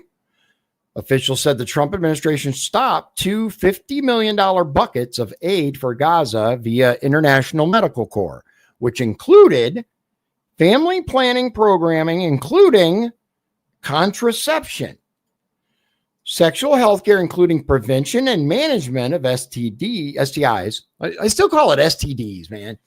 And adolescent sexual and reproductive health. Okay. The $100 million for these programs included contraceptives, officials said, adding that condoms have traditionally always been used for family planning in developing countries by USAID. Yeah. Okay. I'm not seeing the lie yet. According to the IMC, no U.S. government funding was used to procure or distribute condoms, nor provide family planning services. So the thing that it says it does, they say that they didn't do. Uh-huh. I'm not seeing the lie yet. Do you? No. Okay, hold on. The IMC said in a press release that it has received over $68 million from USAID to support its operations in Gaza since October 7th. They said the resources were used to operate two large field hospitals currently located in central Gaza, one in Deir al-Balah and one in al-Zawaidi, offering a combined total capacity of more than 250 beds, including 20 in the emergency room and 170 in the surgical department. These facilities have provided around-the-clock medical care to about 33,000 civilians per month. Okay. The IMC said that since January 24, it has provided health care to more than 383,000 civilians who had no other access to services or treatment, including performing about 11,000 surgeries. According to statistics provided by the IMC, they also assisted in the delivery of some, blah, blah, blah. They did all kinds of great stuff for people. Go away. But they also did condoms for. That's what I'm trying to. Okay. So Refugees International president refuted Trump claims. USAID procures condoms for around 5 cents a piece, he wrote. $50 million would be 1 billion condoms. What's going on here is not 1 billion condoms for Gaza. What's going on is that the bros at DOGE apparently can't read government spreadsheets. USAID's financial year 23 report on contraceptive and condom shipments, the most recent data available, notes that only one Middle Eastern country, Jordan, received a small shipment of injectables and oral contraceptives valued at $45,680 for government programs only. This was USAID's first shipment to the Middle East since financial year 2019. Okay, so hold on. Before we move on, so no, according to them, no, we didn't spend millions of dollars to ship condoms to Gaza. We did, however, spend $45,000 to ship condoms to Jordan. Uh-huh. Unless I'm reading this wrong. You read it right. USAID reports from the first 3 quarters of 24 show the only family planning programs funded by the Middle East, by the agency in the Middle East, were in Jordan and Yemen. So we're funding them there, but not Gaza. Why are we funding it anywhere? Why are okay, so hold on. Wait. Okay, that's it. Yep. That's the entirety of the report, guys. So their evidence to refute Trump is these people said, nuh-uh. Yeah, pretty much. No, really, that's the entirety of their evidence is this guy wrote something on X that said he was lying, that said Trump lied. Are you freaking kidding me? I guess that's journalism today. Yeah, exactly. Okay, so let's see what this guy, I'm going to look at the actual clip and see if he provides any actual receipts. Okay. Okay, hold on. Wait. We might have something here. Yeah, I think you do. Okay, so this is his account. I can't read all that. It's at Jeremy, I don't know, Konindike, president of Refugees International, former lead for COVID. Anyway, okay. So data is publicly available. A short conversation with staff at USAID would have made it pretty obvious. All right, so let's take a look at what the data he's talking about. All right, so worldwide contraceptive and FPRH condoms delivered value by method. Okay, so here is literally commodity male condoms. Fiscal year 2023, we sent out 7.1 million condoms worldwide. Wow. Why the fuck is the United States sending condoms anywhere? Why are we paying for condoms in other countries at all? So this guy's excuse is, no, I didn't go to Ghana, but we did send 7 million elsewhere. Gaza. I keep saying Ghana. That's what it is. I keep saying Ghana. So, bruh. Okay. So, wait a minute. Worldwide contraceptive and FPRH condom quantities delivered by method, fiscal year 23, 137,790,000 male condoms. So wait a minute. Okay, so this is $7.1 million in condoms. This is so it's 137 million condoms, not 7 million. I'm sorry. Yeah, it's hard to read this crap. That's a lot of condoms. And it went up 163% from 2022 to 2023. Yeah. Yeah. So what? No, that's not right. Instead, what? Contraceptive. Oh, okay. Final point on this. Notwithstanding the absurdity of this particular claim, right? It's absurd. It's absurd, guys, to claim that we're sending condoms across the world. But we are. It's insane to claim that, right? And $7 million of your money was spent to send condoms, not other all-inclusive stuff, just condoms across the world. Wow. But Trump's a liar. That's a lot of this condoms. guy, dude. That's a lot. Like, man, when I was a teenager, I would burn through some rubber, man. I mean, just whoop, but like 137 million condoms is a lot. That's bro level right there. That's Chad. That's Giga Chad, right? 137 million condoms? Bruh. This guy says, notwithstanding the absurdity of this particular claim, contraceptive access is an important health issue in crisis settings like Gaza.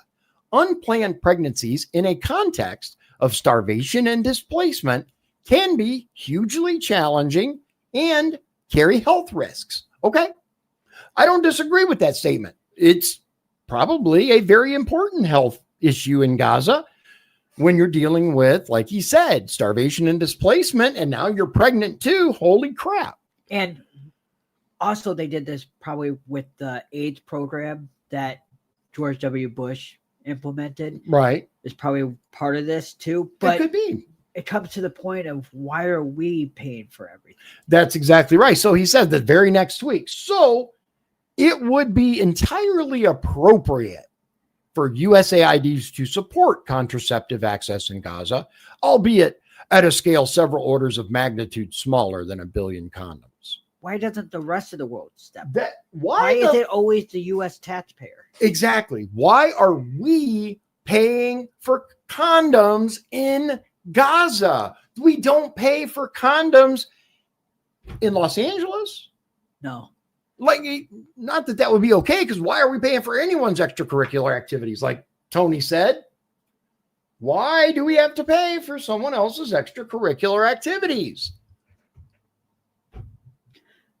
And I get the whole family planning thing. And sometimes if you prevent a pregnancy, it's cheaper. And it's also to prevent AIDS from spreading. But I my get that. point is that we shouldn't be the only ones paying for this. Like the rest of the world, like we could chip in and help. But I mean, I'm getting tired of us putting all the money in. Yeah, well, that's what it comes down to is, look, I am all for extending the hand of assistance to those who need it, right? But charity begins at home. When we have veterans who are dying in the streets, who cannot get medical care, who cannot get the services that they need, when we have mental health crises, when we have a drug epidemic through our communities, when we have people going bankrupt because they can't afford health care, we need to focus on the United States first. America first. America first. Get this stuff tightened up, buttoned up, and then maybe, just maybe, we can talk about helping poor people around the world. Let's focus on the poor people here. True. It's just that simple. It's just that simple for me is focus on us first, then worry about the rest of the world. We can revisit the conversation. I'm not opposed in theory to helping those in need. I'm not opposed. Like I said, during this program, my wife works in an industry that relies on helping those in need. But we can't do so at the expense of the American people. Yeah. It's just that simple. Just like we wouldn't vote, at least I wouldn't vote, to make everybody's tax 75% so we can pay for all the damn services that the people want to put. By the people, I mean the entitlement people, right? The ones who just want to give money away and don't care where it comes from. Senator Sanders. Yeah, the commies. The commies. You know what I'm saying? All right, guys. Tony here says helping vets is not charity, it's payback.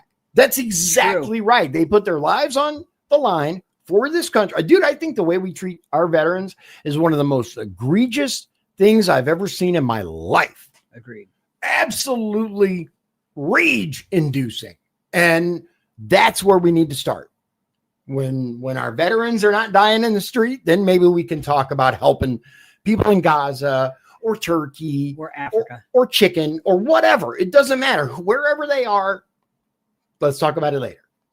All right, ladies and gentlemen, I hope that you found this informative. I certainly found it educational. There are some things I didn't know during this. And I'll leave you with this. I still have yet to see any evidence that we aren't buying condoms from around the world.